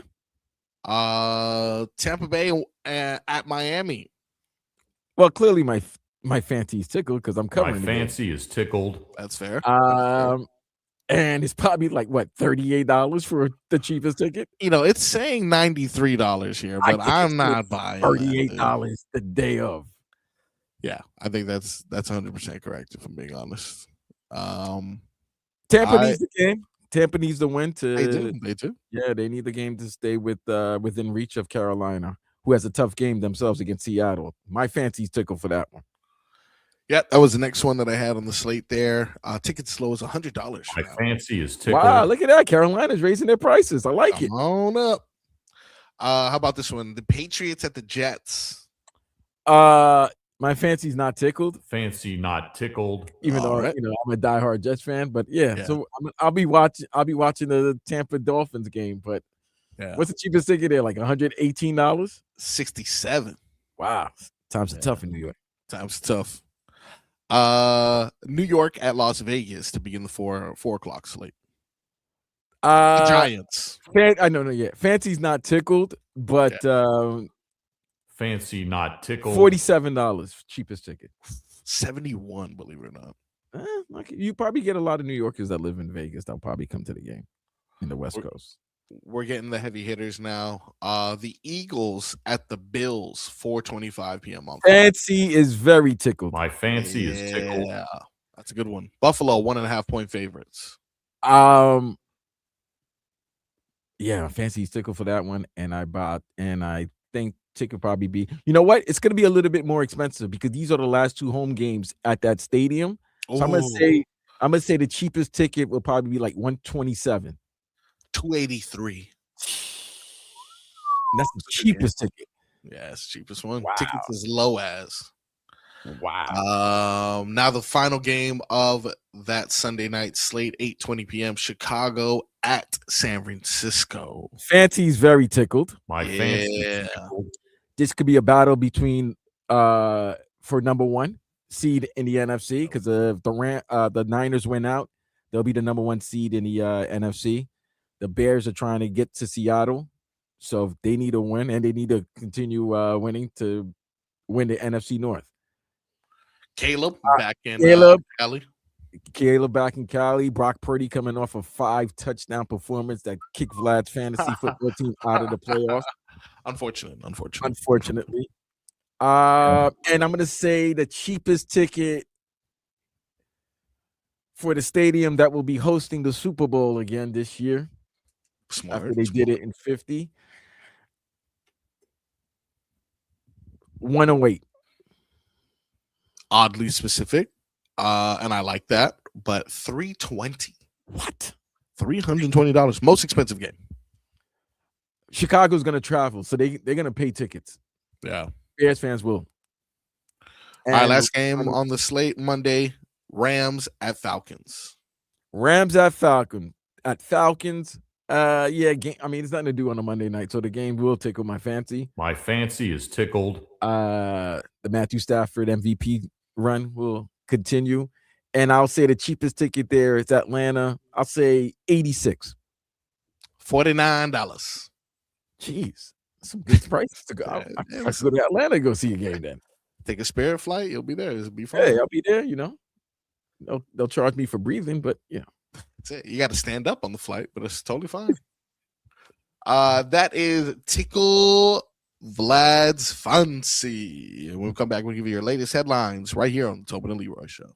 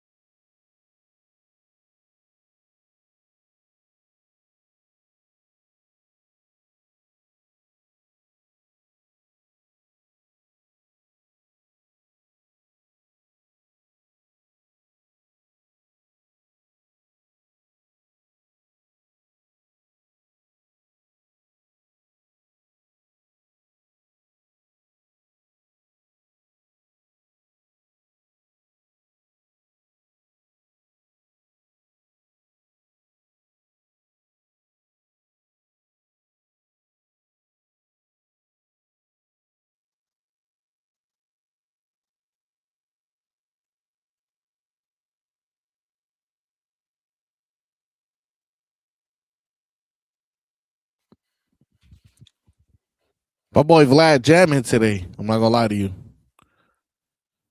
We are live here on a beautiful football Friday on the Tobin and Leroy show. Vlad holding things down in the production chair. Marquito Yeah. Tito, Frog Boy here in the Lily Pad Studios. How is Sadpo doing now? Is he knocked out? Is he just playing with all his toys? Man, he's actually very mad at me because I don't know if you can see behind me, right here, he has a brand new kitchen set up. He wants to cook. And I mean, he wants to do everything because he'll go from that to I'm going to turn it this way. You see that right there? That looks like Is that a punching bag?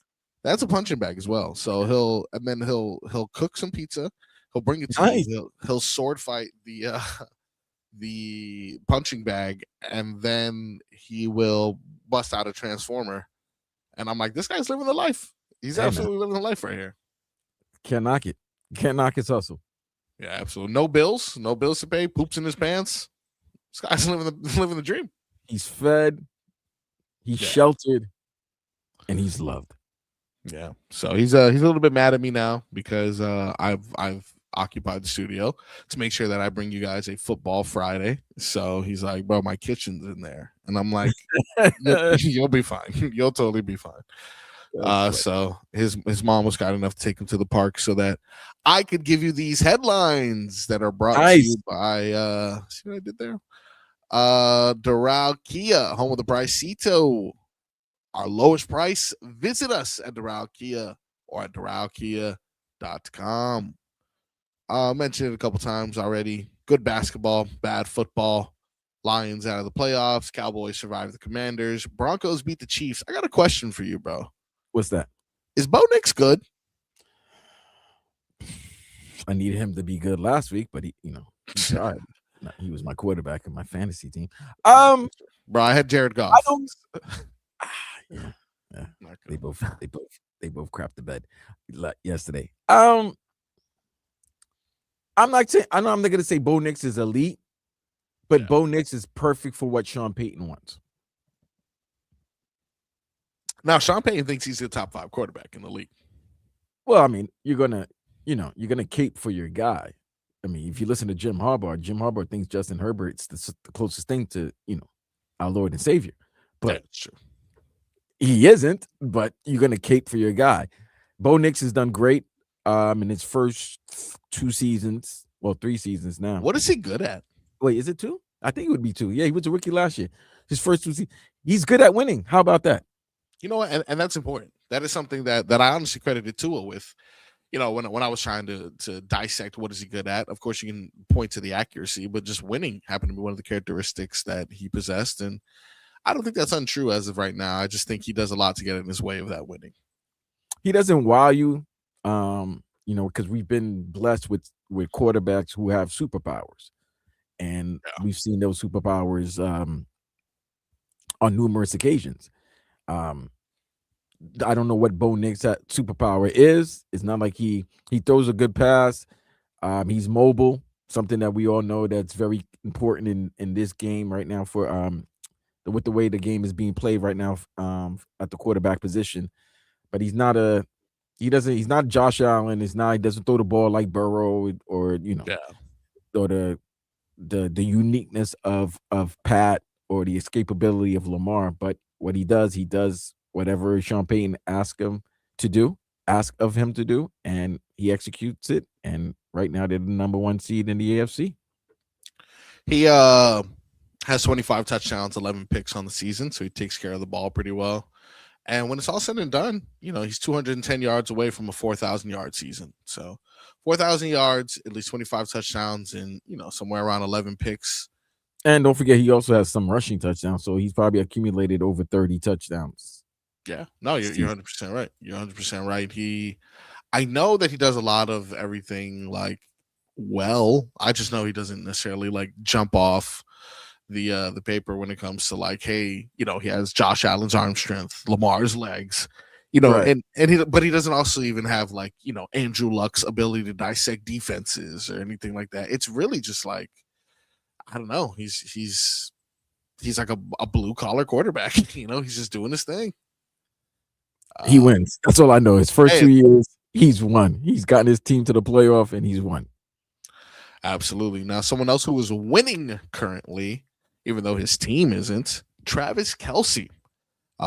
Broncos beat the Chiefs yesterday, 20-13, in potentially Travis Kelce's final game at Arrowhead before they move on to another stadium. He potentially retires at the end of the season.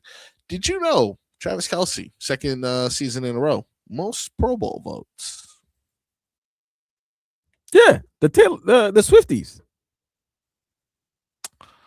I didn't watch the game last night. Was she at the game, or we just kept on showing pictures of Patrick in his boot? No, she was at the game. Yeah, she was at the game. Okay, because it might have been his final home game. Yeah. I don't know. I don't know if I don't know if those guys from that Chief dynasty, because that was a dynasty. I don't know if they want to go out like that. I don't know if Chris Jones wants to go out like that. I don't think Travis Kelce wants to go out like that. Because I was saying this yesterday. On paper, if you look at this was probably one of their better teams, talent-wise, that they went into the season with. And then when Rashee Rice came back from a suspension and everything, talent-wise, they were good. But guess what? All those close games that you were winning before turned around and you were losing them. And that's the reason why you're not in the playoffs this year. So all those games that people were like, how many times can the Chiefs keep on winning these one-possession games, these low, these single-digit outcomes? When is it going to stop? Well, it finally stopped, and it cost them this year. So it's very interesting to see if they're going to try to bring the band back together. If maybe they might add a former member from the band back. Ooh. Yeah. We'll see You're wearing his shirt right now. We'll see how he recovers for sure. But I wouldn't be surprised if he were to come back. I would not be surprised if he were to make his return to Kansas City, and I'd honestly be happy for him. I've loved him as a Chief. I think he came down here and he gave you the Tyreek Hill experience. You got the highs, you got the lows, you got the drama, and you got the action. I think it was exactly as advertised. It was fun, and maybe it's time to move on for both parties. But if not, I'll take him still. I think he's an electrifying player, but I'm just saying I wouldn't be surprised if he went back to Kansas City, and I also wouldn't be mad at him. I know that's his first love. It's weird. We're in a relationship with Tyreek Hill, and he keeps talking about his ex every year. But look, if he goes back, I wouldn't blame him. I wouldn't be also surprised if Travis Kelce pulls one of those. I'm going to retire, and then as you guys are approaching the playoffs, I'm going to unretire. That is something that I'm seeing a million miles away for sure. Like a Gronk situation from years ago with Tampa. Exactly. He's gonna wait for Patrick to get, because he doesn't want to go through off season. He doesn't want to go through whatever. He just wants to listen to the next album and vibe on his couch with his $60 million paycheck that he gets for doing a podcast with his brother, and move on with his life. And I can't blame him. He can right now be a sugar baby, not even like a sugar daddy. He's just gonna be living off of Taylor's Sugar baby's crazy. He's gonna be a sugar baby living off of Taylor's. What are you trying to say? He's gonna have a baby with Taylor and then take care of the baby while she's on tour? Yeah, Vlad, what would you do? I would definitely take care of the baby if she's. Yeah, I'm strapping that baby to my chest, and I am moving on. I'm pulling up at ASAP Rocky. Oh yeah, exactly. So I mean, I guess we'll monitor that to see if he is as fraudulent as I think he is. What? Who said that? It was you, Marcus. That was me. The Heat take on the Hawks tonight. Atlanta. 5:45 with the preheat. Heat look to snap their streak. Panthers are back on the ice tomorrow afternoon. Tomorrow, yes, they play the Lightning. Is it tomorrow afternoon? 7 p.m. tomorrow. Oh, okay, tomorrow evening. I'm sorry. Yeah, tomorrow evening, Panthers take on the Lightning, get back in action after they dropped one to the Blues, if I'm not mistaken, right? They haven't played hockey in a long while, man. They have not. Can I ask you a question, Vlad? That's why I'm here. They beat Carolina 5-2, but okay. That was the last game they won. Solid. What the hell happened to the Christmas uniforms? Oh, you talk about NFL? Yeah. Or just NBA or just NBA. I'm sorry, NBA. They just wore their standard uniforms, correct? Yeah, everyone. Remember they used to have like the Christmas Day uniform that used to be Yeah, most and coveted. then I don't know. We live in a weird time, bro. We live in a weird time where some people like nostalgia and want the old Classic. memories, the classic, pristine. You know what Yeah. I mean? Like, they want that, and it's just some people that don't like. They don't want all of that. Just give it to them raw. Just give it to them the way it is. If you look at it, I thought the Minnesota uniforms were fire yesterday. That all white. Oh yeah, but see, but that's a rivalry, isn't that? Isn't that like the or they have like a whiteout one? I can't remember They if do have a that's whiteout one, but I don't know if they were wearing special. It seemed like there were teams that were wearing special uniforms because it was the holiday. Denver was in a different type of all white uniforms. yeah. Um, Maybe that's where they're picking up in regards to like and they're trying to infringe on the NBA's territory of Christmas games. Or like that's what we'll get them. We'll get the casuals with the jerseys. I mean, it was cool, but it didn't do anything for me. It didn't. And the other thing, though, Marcos, is this: Yeah. I think you should be able to flex out of. You should be able to flex out of the Christmas game, bro. You should know within. You know what? This Kansas City Denver game might not be it. Let me get Al and Kirk to another game. This Detroit Minnesota game. Minnesota's not pulling their weight. We got to go. Cowboys and Commanders. You're always gonna sell because the Cowboys because of the Cowboys. So you're always gonna everybody's gonna watch and view the Cowboys. But I would have flexed out of some of these games. And last year's games weren't that good either. They gotta do better. No, it's fair. That is a fair assessment. I actually have some uniform designs. Sometimes these people with the AI and all that stuff, they come up with their own designs for Christmas games. This is the NFL. I have some of these that are actually pretty good. We're gonna start here with the this is the Patriots. This is how the Patriots, they got the candy cane. So this is this Sunday? This is what they wearing? No, this is not. That's not what they're wearing. These are fan designs. Yeah. These are fan designs. I like the candy cane. I like the face mask candy cane, where it's like red and white going up and down there. It's Not like a fan. Coca-Cola. He looks like a human Coca-Cola. Fair. That's fair. What do you think of this bear one right here? We got hell no. Not a fan of the white bear. No, they're the monsters of the big midway. I want to see blue. This doesn't look blue. This is like very Tennessee Titans. They look like the Titans. I'm not understanding the correlation of Christmas with it. Like I get that it's blue and snow, but how come you didn't go with the darker blue? I don't know. Who cares? What about this one here? We got the Arizona it's like Santa. the Louisville Cardinals instead of the Arizona Cardinals. Yeah, but look, the Cardinal, he's wearing a little hat. Cute little hat. Is that a hat that he's wearing? He's wearing a little bandage across his above his eye, like he got beat up. He's injured. He's an injured. He's an injured Cardinal. What do you think of these ugly sweater Giants? Oh my God, the Giants have some of the nastiest uniforms when they go outside of their standard look. Their standard look is the best look. Just go with the big blue wrecking crew. What is this? It looks like an ugly sweater. Looks like an ugly sweater holiday party. Yeah, no, I love it. This one's not. You don't like this one? Not a fan of that one? No. I'm gonna save my favorite one for last. Looks like grandma made that. What about these Eagles? Hey, no, these ain't the Eagles. Yeah, mistletoe. Oh.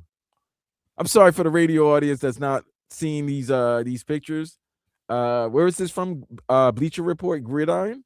Yes, this is a Bleacher Report Gridiron, BR Gridiron on Instagram. Or you can just tune into our YouTube or Twitch. That is 1043. These Eagles uniforms look like a Canadian Football League uniform.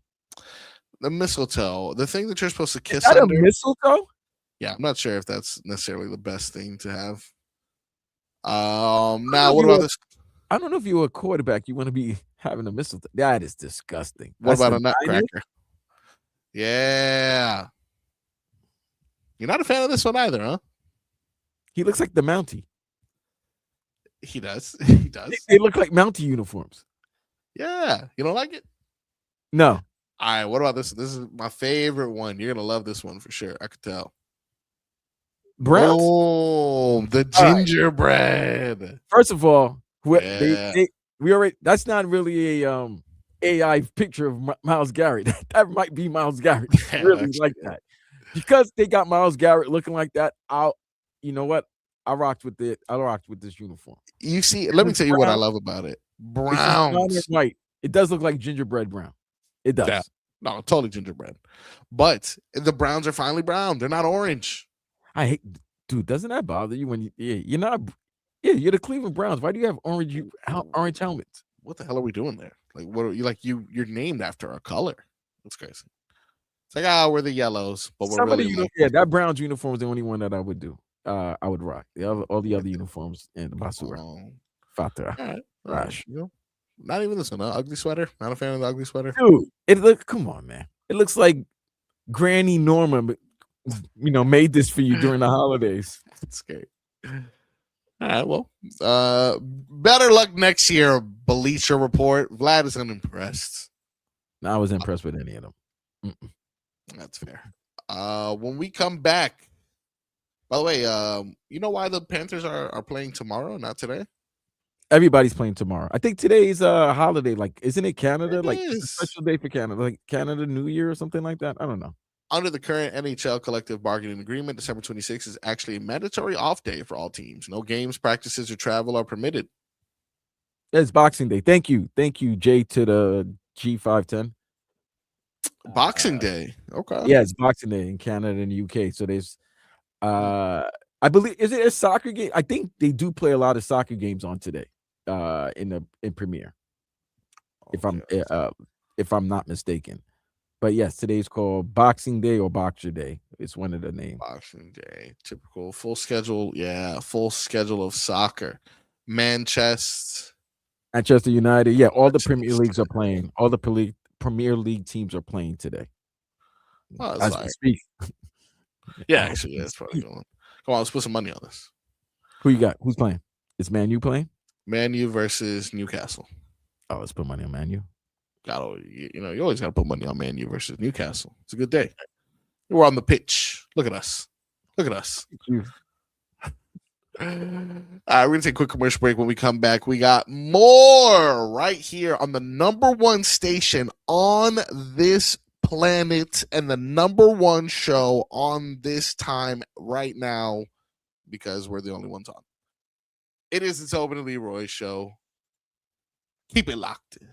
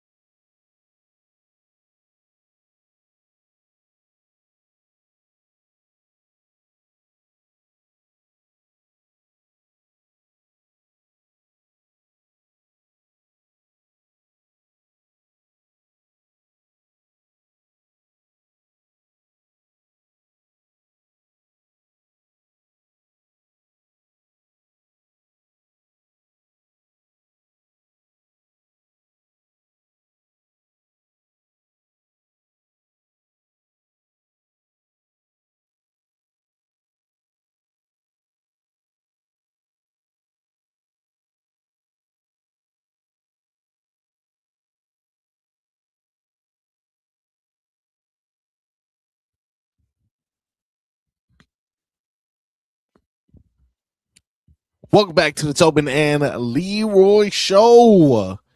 It is a football Friday. It is a Frog Boy Friday.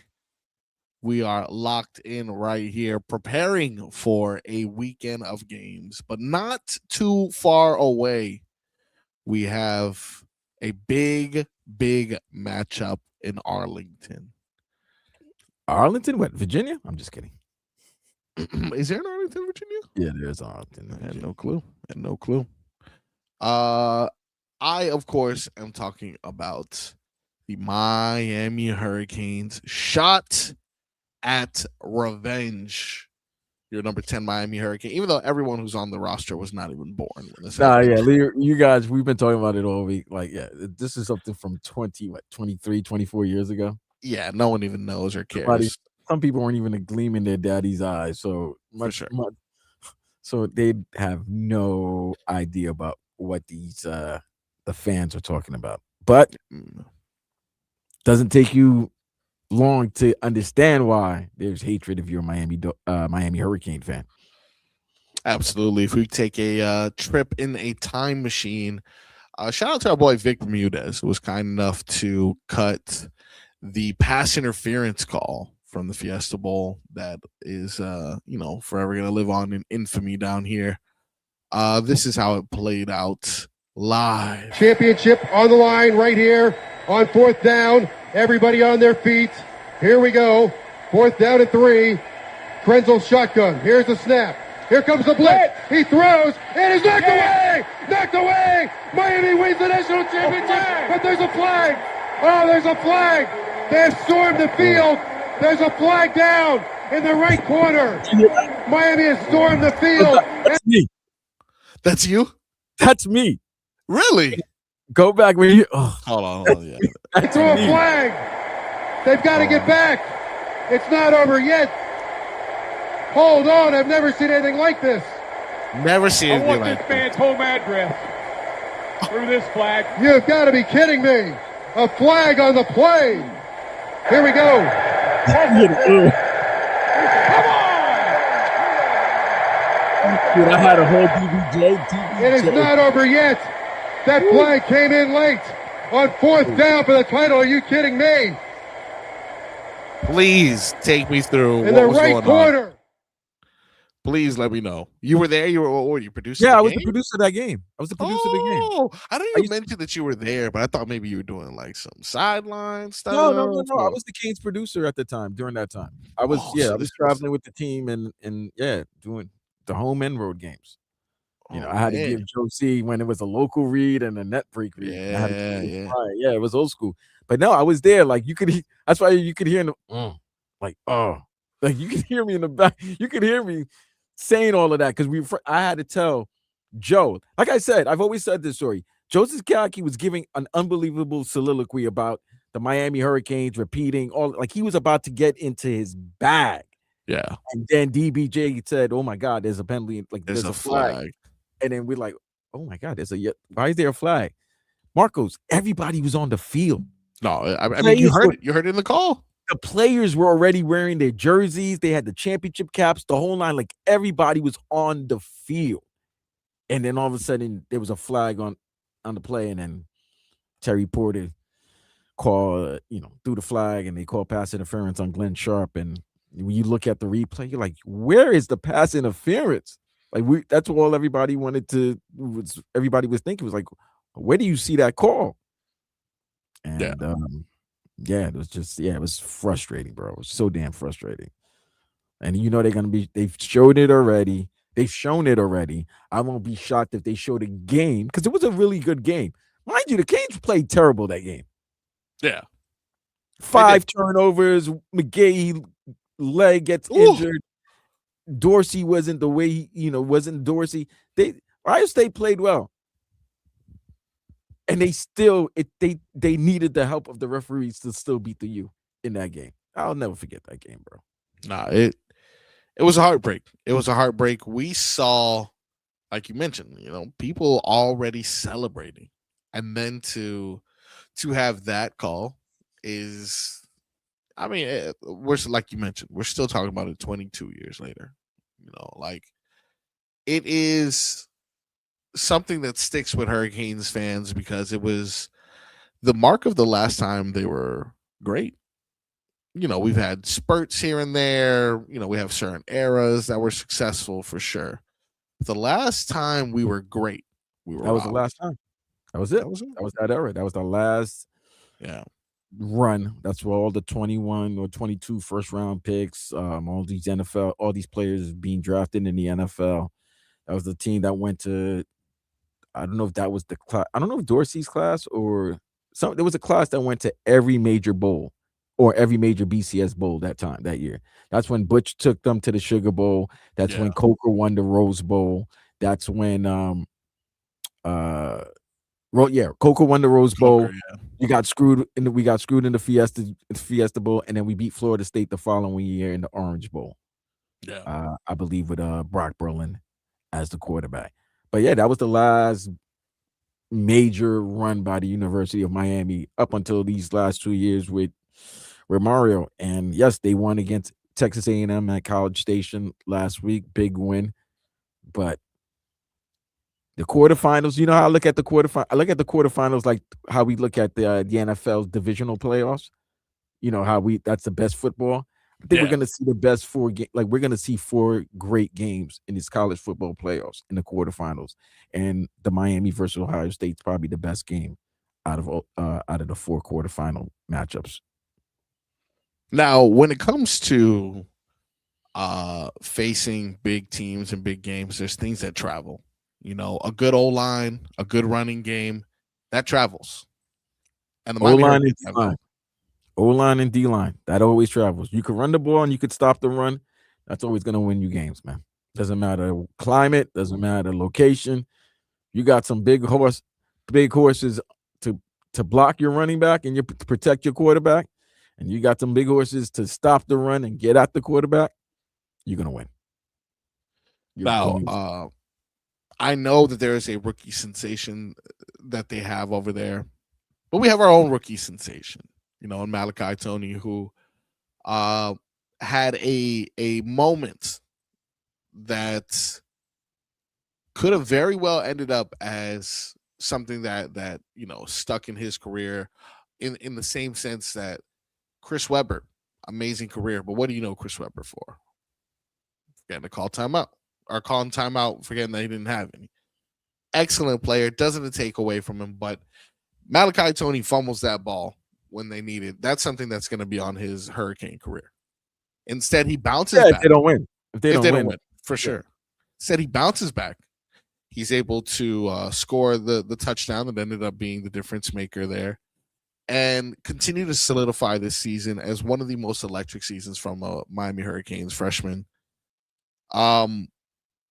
Who do you think wins that freshman battle? Jeremiah Smith or Malachi Tony? Who's going to have the more successful game? Well, no, this is Jeremiah's second year, so I think. I apologize. Yeah.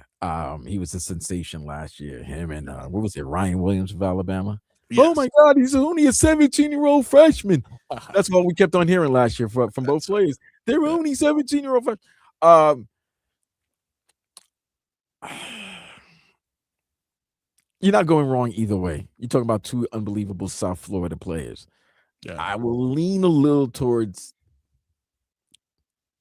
I'm gonna lean towards the kid from Columbus, only because he has a year experience against Malachi's freshman year. He has 2 years of playing in this, and he's a defending champion. I would say national champion. Yeah, defending national champion, and he's definitely gonna be top 10 pick in 27 draft. I'm gonna go with Jeremiah, but that's not to say that you ask me this question next year in Malachi's second year as into playing college football. I might say, yeah, you know what? He surpassed Jeremiah because he's gotten the experience now to go along with the talent. But you're talking about great players on both universities. You're talking about, I think they got the best safety in he might be the best defensive player, to be quite honest. I think the Buckeyes have their safety is unbelievable. And obviously our front four, our front four is unbelievable, led by Ruben Bain. And it's gonna be fun, bro. It's gonna be fun. I really want to see I can't believe I'm saying this. I really want to see how Mario attacks this. I think this is where Mario's going to make his money. I think Mario loves. This is where Mario's thinking.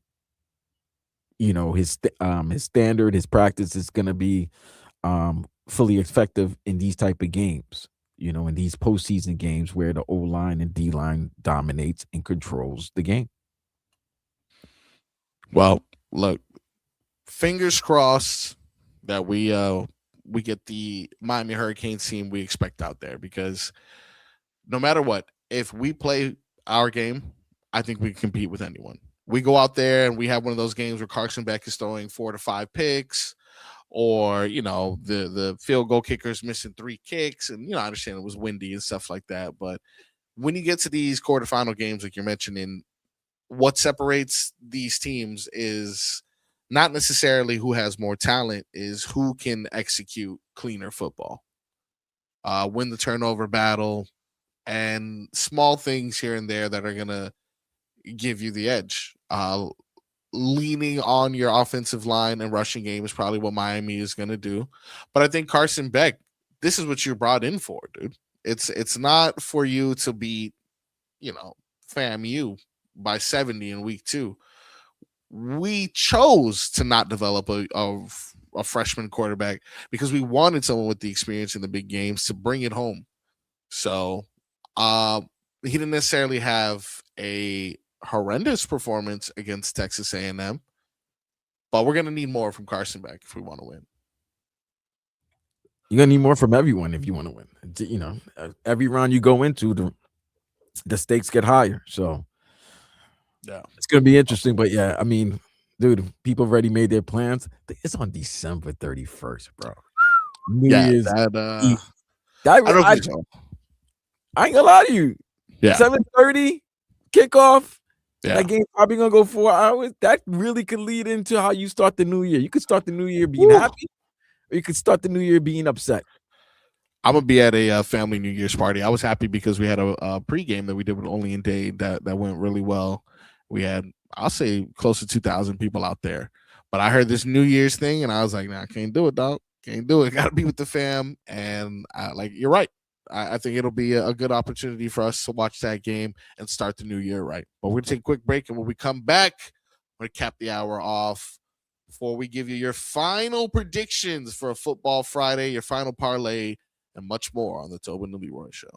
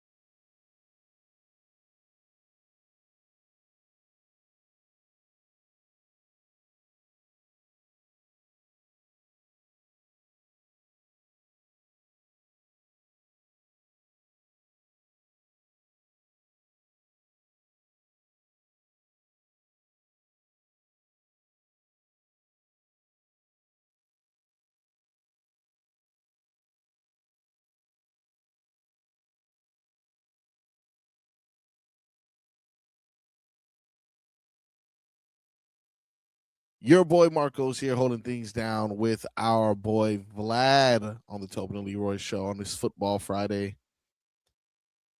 Vlad, you know music pretty well, correct? Yeah, I think so. On this December 26th, if I had to tell you Mm-hmm. or ask you, what is the number one song on the Billboard Top 200, 100, whatever? Number one song right now on the Billboard. Right now? Yep. Remember, we're very close to Christmas. It has to be Mariah, right? It's still Mariah? I know what I love for Christmas. Is it still her? It usually would be, but But- I have some breaking news. What's the breaking news? Last Christmas by Wham. Oh, really? Christmas. Bumped Mariah Carey's All I Want for Christmas Is You from the number one on Billboard Global 200 for the first time ever. Ever. Last Christmas is my favorite Christmas song. Last Christmas, I gave you my heart. The very next day, you Christmas gave time. it away. My favorite's Christmas Time in Hollis, Queens. Christmas. Oh yeah. Christmas time in Hollis, Queens. That's actually pretty fire too. though. Yeah, Mom's cooking the macaroni and cheese. Mm-hmm. That was pretty good too. What about I like This Christmas? That Donny Hathaway. That's but hey, listen, rocking around the Christmas tree, Brenda Lee. Come on now, I'm rocking around the Christmas tree. Let me tell you though, I would say for real, Saint Brick Intro by Gucci Man. Best Christmas song of all time. Okay. Saint Brick Intro. Let me Saint Brick Intro. Saint Brick Intro. It's the best Christmas song you think. Bro, I don't think you guys understand the lyricism that goes into this. This is belly Gucci. You know, this is not clone Gucci. Middle of the winter, I pull up in a vert. It's the middle of December, she pulled up in a skirt. Man, come on, man. They call me East Atlanta Santa, run up on me, get murked. And then he brings it. Trapping through the snow.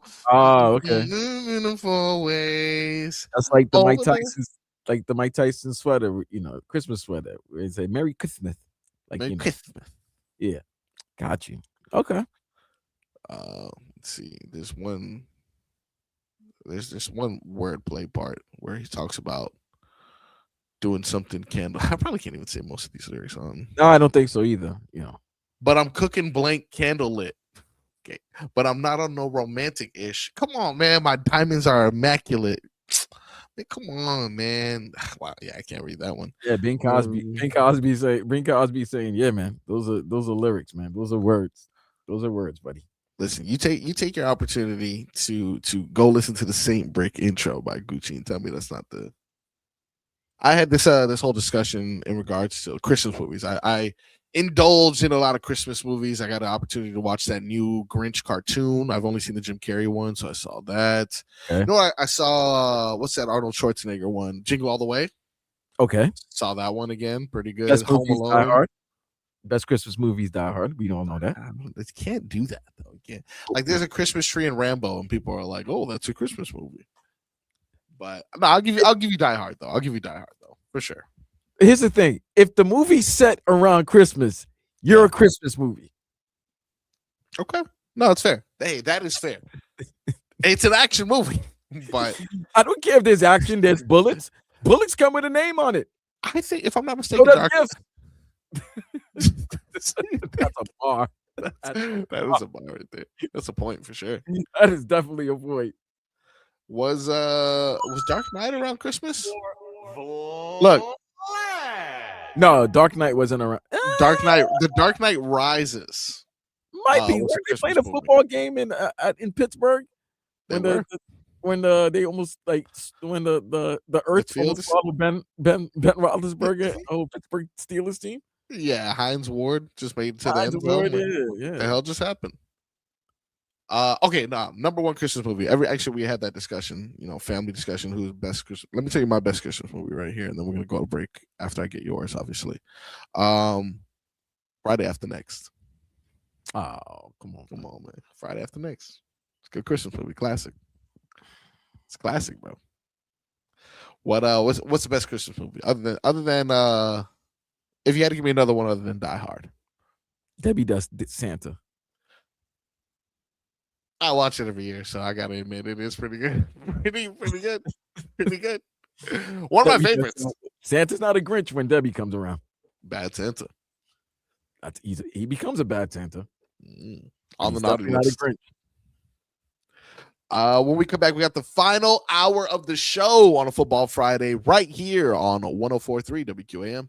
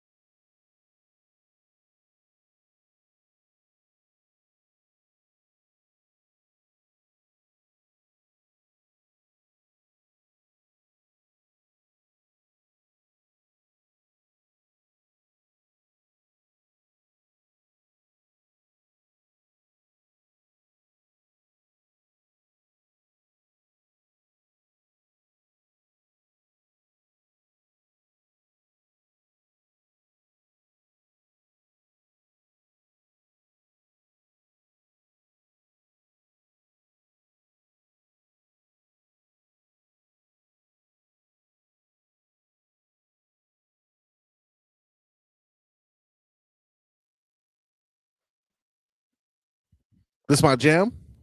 This the come and knock on our door.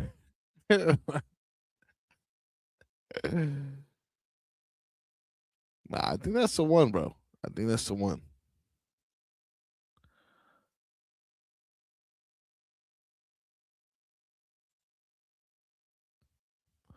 I think if I'm not mistaken, on the Twitch right now, you are still muted. Come and I'm knock on our saying door. no, it's not coming knocking my door. This is not the Three's Company intro. This is Nas and okay. Primo shine together. That's the instrumental from their album Light Years, and yeah, It's a missed opportunity, though. You got to admit. right. Come To and say, knock on our door. we've been waiting for you. Hey, come on, that's a mix right there.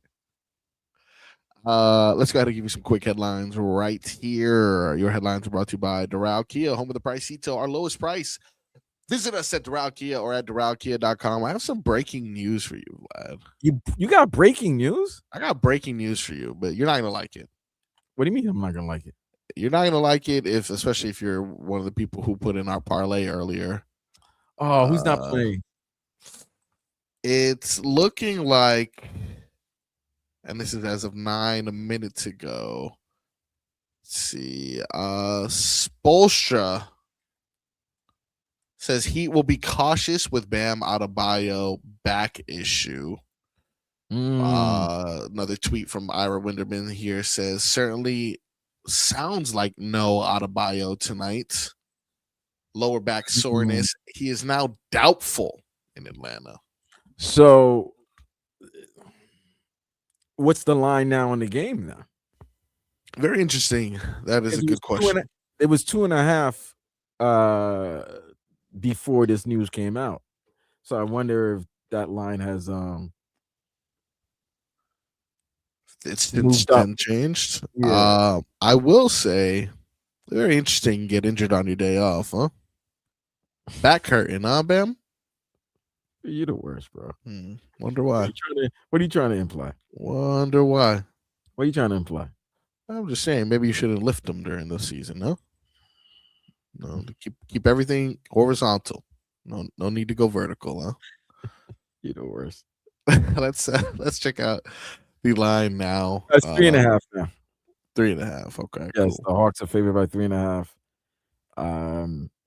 Now I see why Norman Powell has his points per game points that high.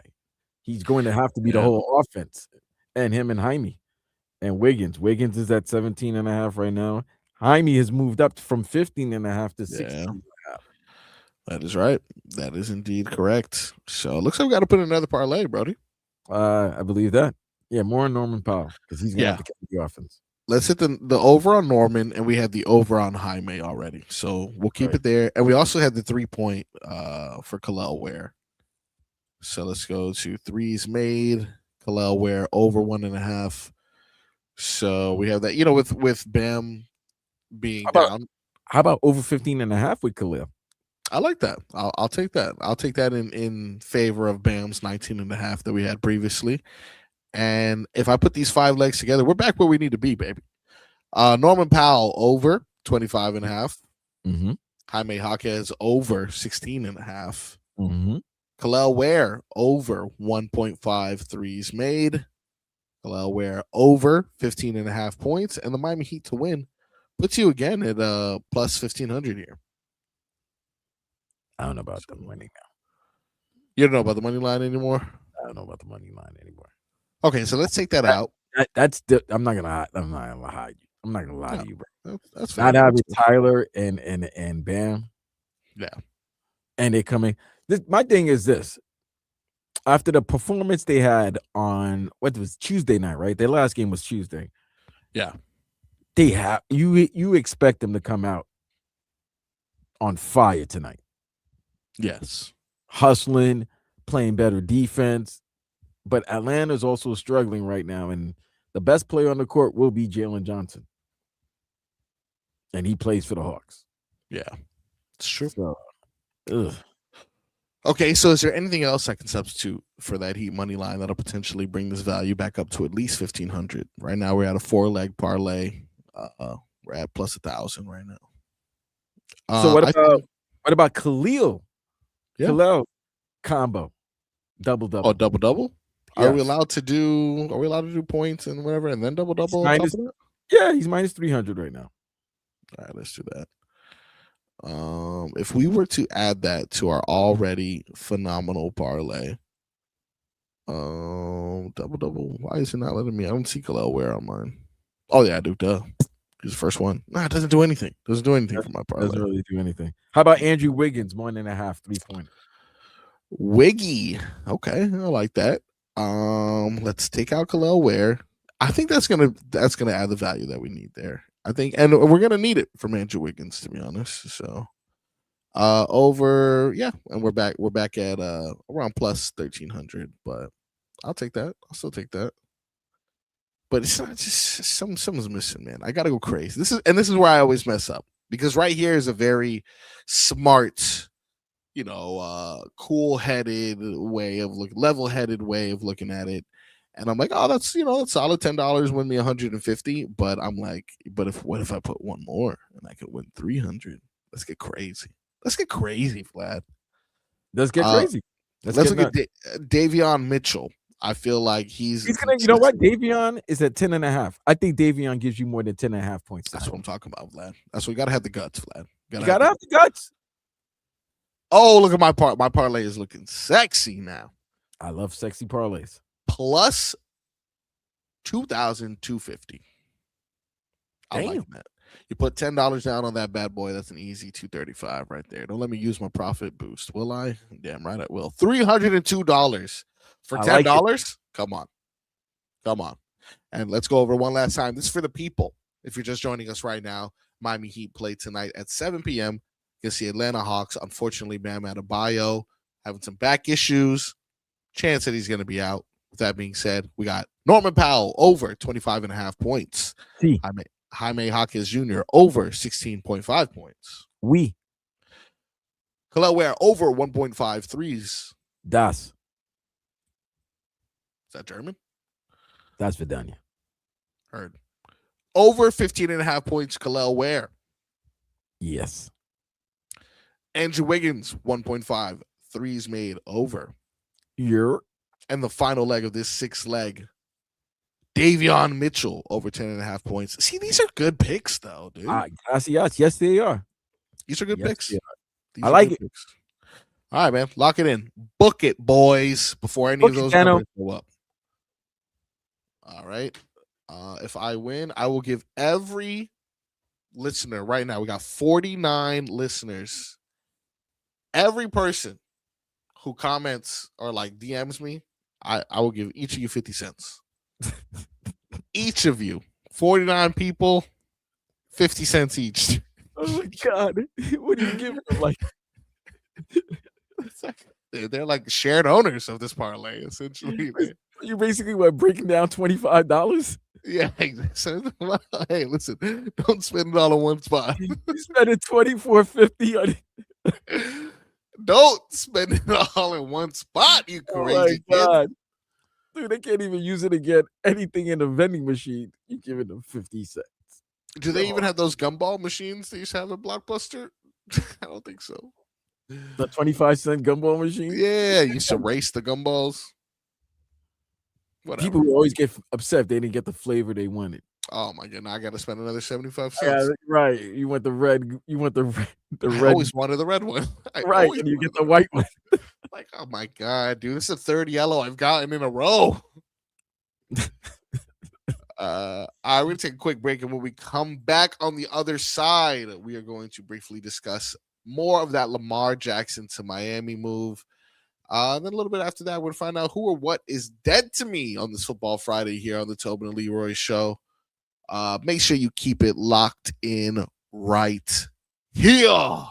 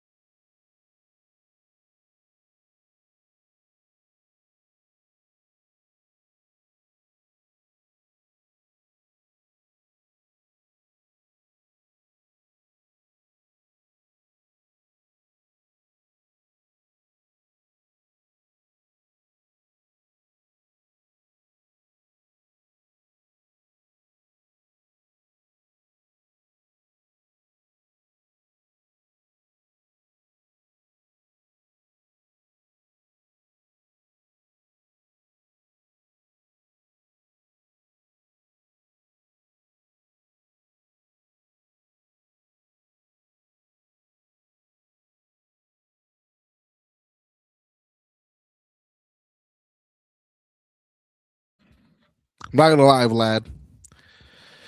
Every What's up? time you play this coming in, it makes Mhm. me think I need to release more music. I love this joint. I really appreciate it. Sometimes I forget it exists. I don't. I I always support appreciate my boy You do? You do since day one? because it's reciprocated back, my guy. It's real love right there. Yes, sir.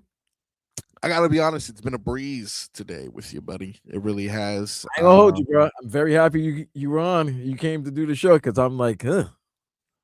I left my Christmas party a little late this morning, and I'm not gonna lie to you. Yeah. The wine is like, ooh, Yeah. water. Water is such a good idea right now. Yeah. You No, I could totally only get it. drink. You could only drink so much vino and not drink water. And Yeah, shout bro. out, thank you to the Bauer family for another beautiful, beautiful Christmas dinner and party. Oh, nice, man. Yes, man. Yeah, nice little holiday party. I did the opposite, bro. I saw everybody on Christmas Eve yesterday. I did. How was your Noche Buena? That was actually good. I'll tell you what. It has been a blessing in a time in which I know a lot of people may be struggling or the market may be crazy or whatever the case may be. I have been able to push myself to a point of moving in a new home that I was able to host a Friendsgiving this year and host a Christmas Eve thing this year. Nice. So that has been an absolute blessing, and I feel like like you mentioned at the top of this segment here, the energy that you put out is it gets reciprocated by the universe as well. You know, that has nothing to do with religion or anything that I may have read somewhere. I just feel like, hey, it's simple. You do good, you get good. Facts. So that's how it's felt. It's been a blessing for sure, and hopefully, I can continue that streak of being blessed when Lamar Jackson decides he wants to come to the Miami Dolphins. If they could ever pull this move off, it would be a jolt to this fan base.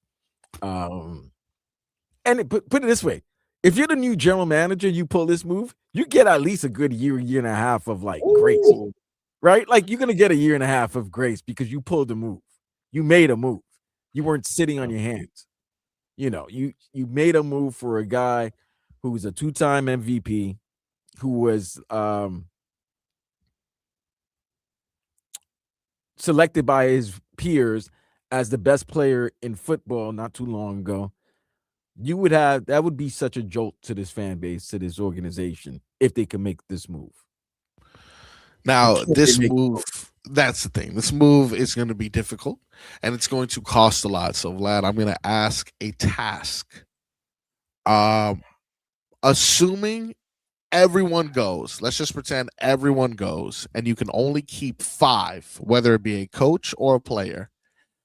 Give me 5 pieces of the Miami Dolphins you would keep moving into a rebuild surrounding Lamar Jackson. All right. Well, obviously, 28 is the first person that I would bring. I think that's on both our lists for sure. Yeah. That goes without saying. Aaron Brewer. I think that is another very key cog to this Miami Dolphins future. You got to have a guy that can hold down the line, and he's been the best center in at least one of the best centers in football this season. So I would definitely keep him. You got to keep Patrick Paul. I didn't even think about that one. That one didn't make my list, but it's a very valuable pick because he's having a young left tackle like that. You got to keep him. Yeah, and if you're going to keep anyone, and it's your best offensive lineman, I'm not mad at that. No, I'm not mad at that. The left tackle for his But you only got 2 more spots now. I thought I had 5. You said. Yeah, don't you have 3? We had 2 offensive linemen in Achan. Oh yeah, Achan, Brewer, Paul.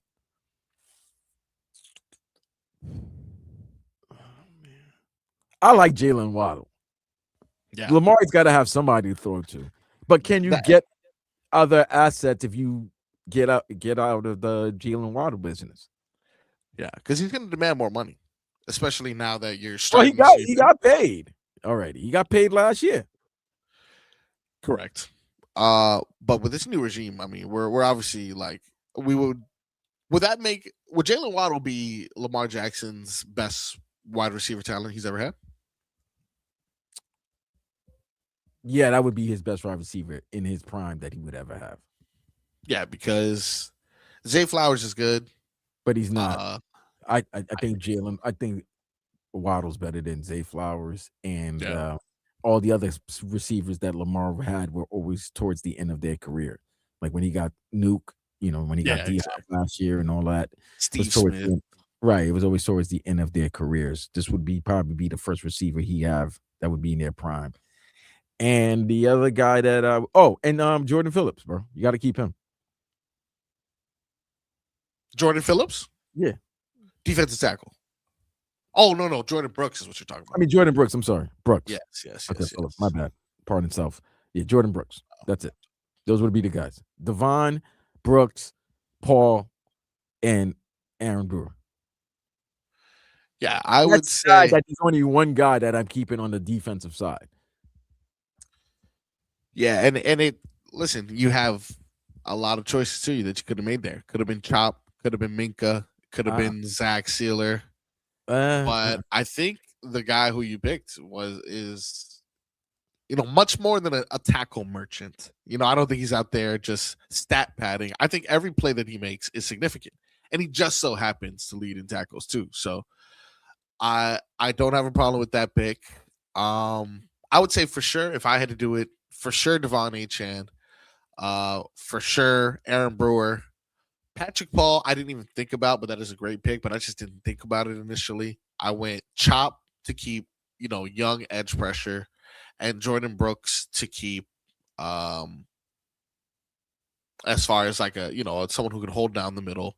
And then with that last spot, I was stuck between a Waddle or a Minka Fitzpatrick. But then that Patrick Paul argument is like you're gonna want to keep Lamar healthy as well, because Lamar's coming in with some injury issues. Oh yeah, listen, the Carfax, there's some damage there. There's definitely listen. Damage there. You painted it, but you can't get rid of the Carfax. Yeah, you can't get rid of the Carfax. But at that auction though, if there's an auction, it looks beautiful. Beautiful.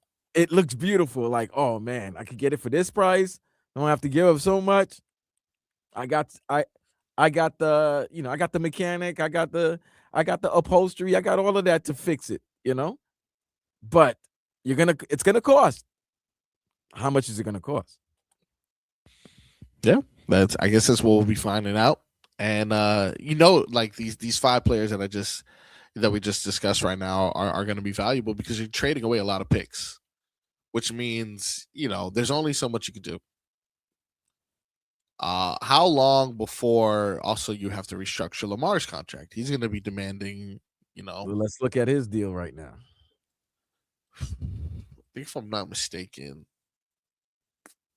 I think it was like the Jackson may be willing to go one more season. This is according to NFL.com.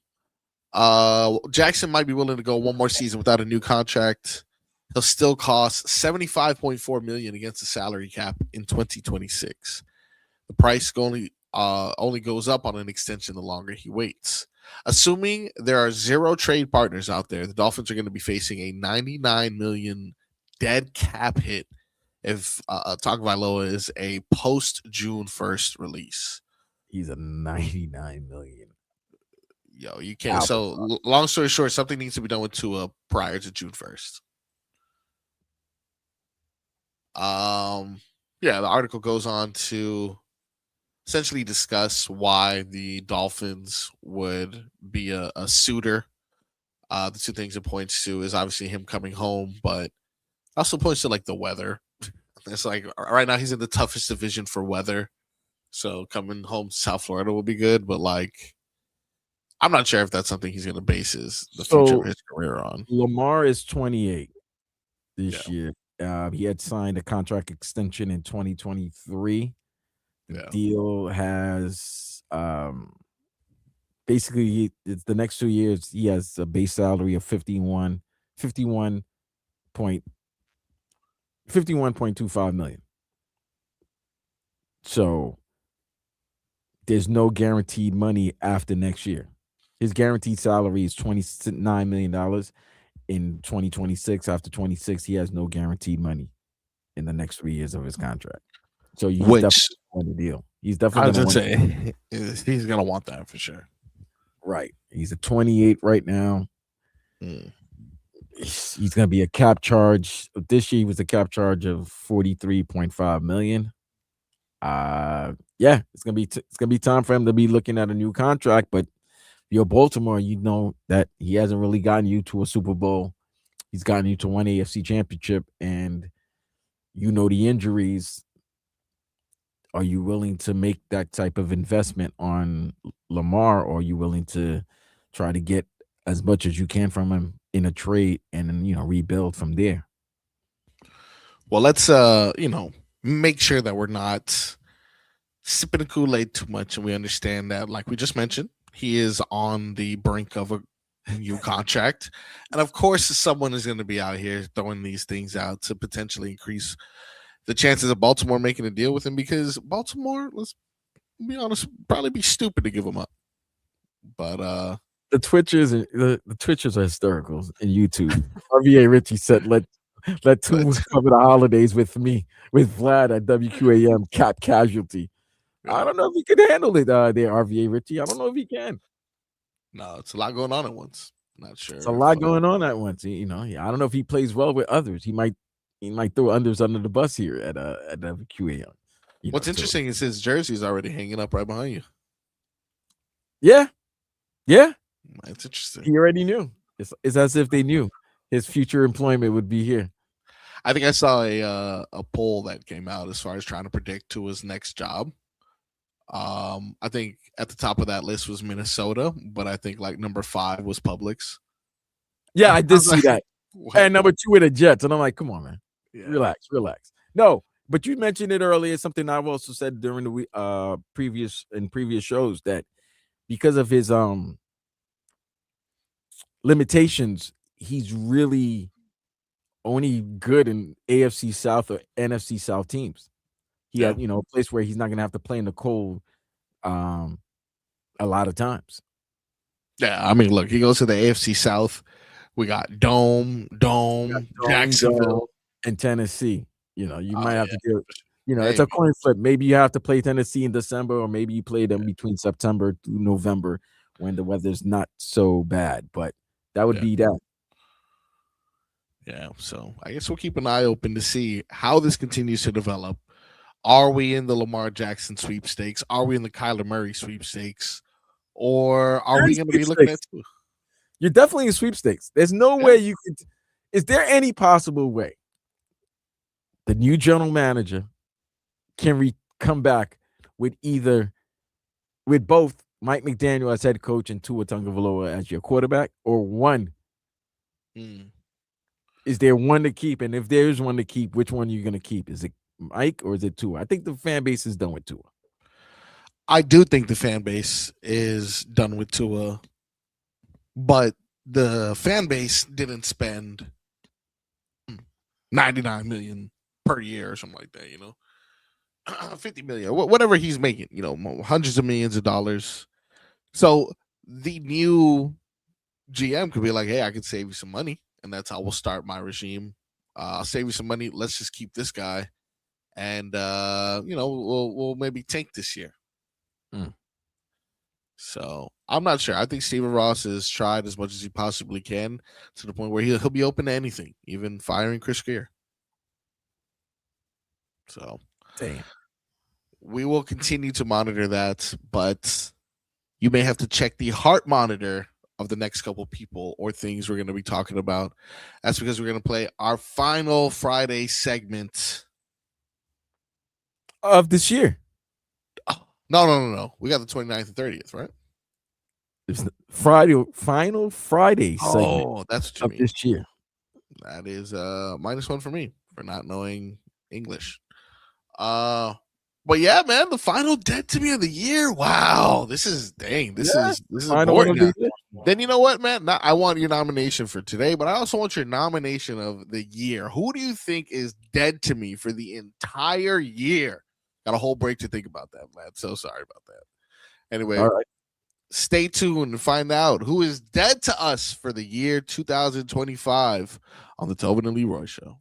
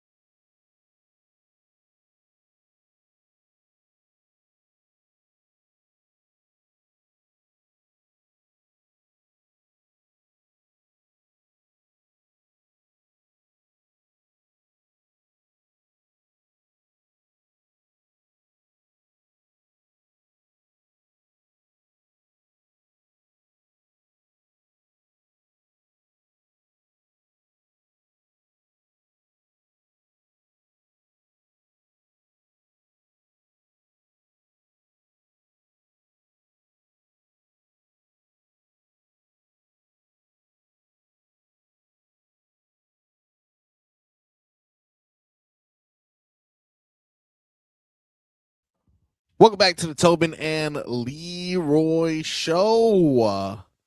We are here live on a Friday, Football Friday, to tell you who or what is dead to me for the year 2025. Vlad, do you still need more time? Would you like to go first? How you feeling?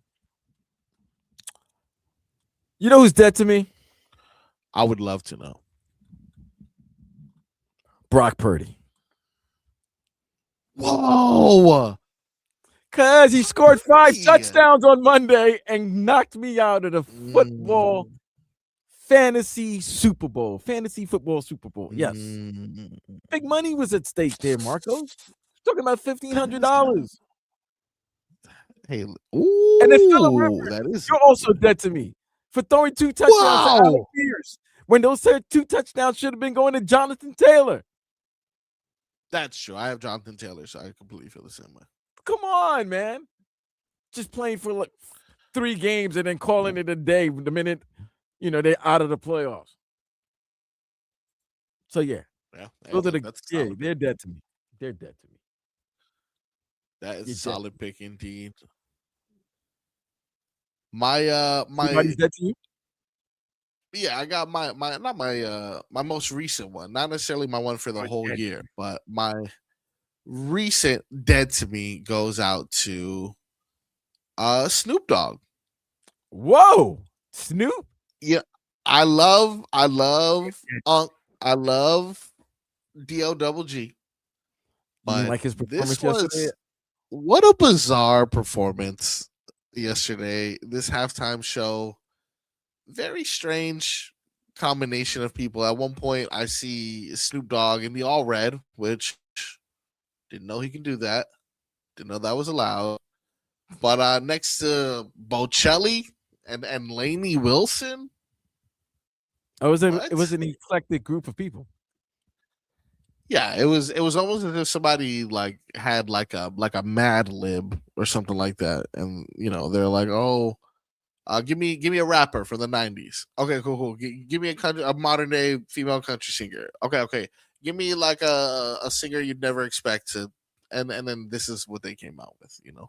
I just of all the amazing performances we've had, whether it be J Lo and Shakira, Kendrick Lamar's recent performance, all the things that are even they had 50 Cent and Eminem and stuff a few years ago. Snoop, you had an opportunity to bring it on Christmas on Netflix, and I just wasn't feeling it, man. I like the K-pop Demon Hunters. I'm sure exactly those people were singing, which is like an anime. Man, like I can't keep track of this stuff. I literally don't even know who am I appealing to. I have Snoop Dogg, Lainey Wilson, K-pop Demon Hunters, and Andrea and Matteo Bocelli. Who the hell is my audience? Like I know you're like, oh, we'll check every box. Sometimes when you check every box, you check no boxes. Like, it's very strange. That's good. That's good. Now That's for the whole year? No. That was my No, recent. yesterday. No. You're asking who is dead for me the whole year? Yes. Now. Who's dead to you for the whole year? Adam Silver, bro. Adam Silver. Yeah. All right. Why? I just don't like the way he's been. Just a lot of maneuvering. Even Yeah. who's who my team, my loyalties to, but even Vlad the Knick fan, gotta say what Adam Silver did to the Heat, and the way he's handled the Terry Porter, the Terry Rozier, the Scary Terry situation, the gambling situation, not good, not good at all. He's fumbled. He's fumbled a lot. So yeah, Adam Silver, you're dead to me all year. You're dead to me. Yeah, that's my all year. And I like Adam Silver, but he screwed the pooch. He messed up. He dropped the ball. You're right. You're 100% right. You are 100% right. And I know a lot of people are going to share your feelings for sure. I know a lot of people who aren't a fan of the alien-looking guy that runs the NBA. I have some potential people who I wanted to bring up. Potential. Either they are or they aren't. I wanted it to be Conor McGregor just because I just not a fan of him personally, and he was supposed to come back this year, and anytime I look on the internet, he's just very cocained and doing a lot of crazy things, and I'm just tired of it for sure. Okay. But I don't think he earned it enough because it wasn't relevant enough for him to be of the entire year. Now, I don't want to do this because I know I may get backlash from a certain group of people, but to me, my candidate for Dead to Me for the entire year, Travis Kelsey, man. Jeez, Travis why? Kelsey, dude. Why are we even talking about this guy still? How is he leading in Pro Bowl voting? Why in the world is this guy even relevant when his stats are comparable to every run of the day? I mean, run of the mill tight end who's a number one option on the team with a Hall of Fame quarterback. Of course, he'll score a couple touchdowns here and there. But then I have an entire couple months where I got to hear about his long what was the word that she Taylor Swift used? You know what? His private part, his manhood. I got to hear about his manhood now because Taylor Swift can't keep her mouth shut in these stupid songs. I mean, the guy is on the It's her way song. out. It's her job to sing. Oh, So she's can't be just. close. Who do you think you are? My neck and my back. Like, get out of here. No one likes Taylor Swift for that kind of music. And now I got to hear about Travis Kelsey's junk. And Travis Kelsey's the highest Pro Bowl voter. And Travis Kelsey this and Travis Kelsey that. Aren't we over the Kelseys? Aren't we over them? Anyone still? We get it. The other one has a great personality, and Travis is the cool guy. Yeah, we get it. 2018 called. They want their bit back. I'm over it. Mm. Some people may call me a hater. No, it's not me. They're calling you a hater. Once in a while, a guy may refer to me as a hater. No, you're hating. You're hating. You're definitely hating. You're hating on love, dear Marcos. No, seriously, you are. You hate Clay and Meg. You've been hating on Clay, and then Clay don't care. He's naming his boats after his girl now, and you're still hating. And now you're hating on Travis Kelsey because the Swifties decided they want to see him in. By the way, it's not even Honolulu or Orlando. It's probably going to be in San Fran, but they want to see him in the Pro Bowl. And don't forget, plays the Pro Bowl. It might be more viewed than the Super Bowl. Yeah, I would have doubted it, depending on what two teams make it. Yeah, because it's gonna be the Rams versus like a team that the Rams will beat. It might be Rams Bills Super Bowl, or it might be Niners Bills Super Bowl. What about a Rams Patriots? Nobody wants to see that. That's what I'm saying. I'd rather watch Pro Bowl, I guess. There you go. Well, Vlad, I want to thank you for holding it down on this December 26th. Yes, sir. Thank you for holding it down with me. Shout out to Tobin and Leroy spending the holidays with their families and loved one. Jay Fig as well. Brittany. Yeah, Brittany. Somewhere. Where is she now? I think she's setting up an engagement party for her homegirl. I think she's heading back to South Carolina. Well, I will reveal Brittany's longitude and latitude for those who have been asking ever since she departed.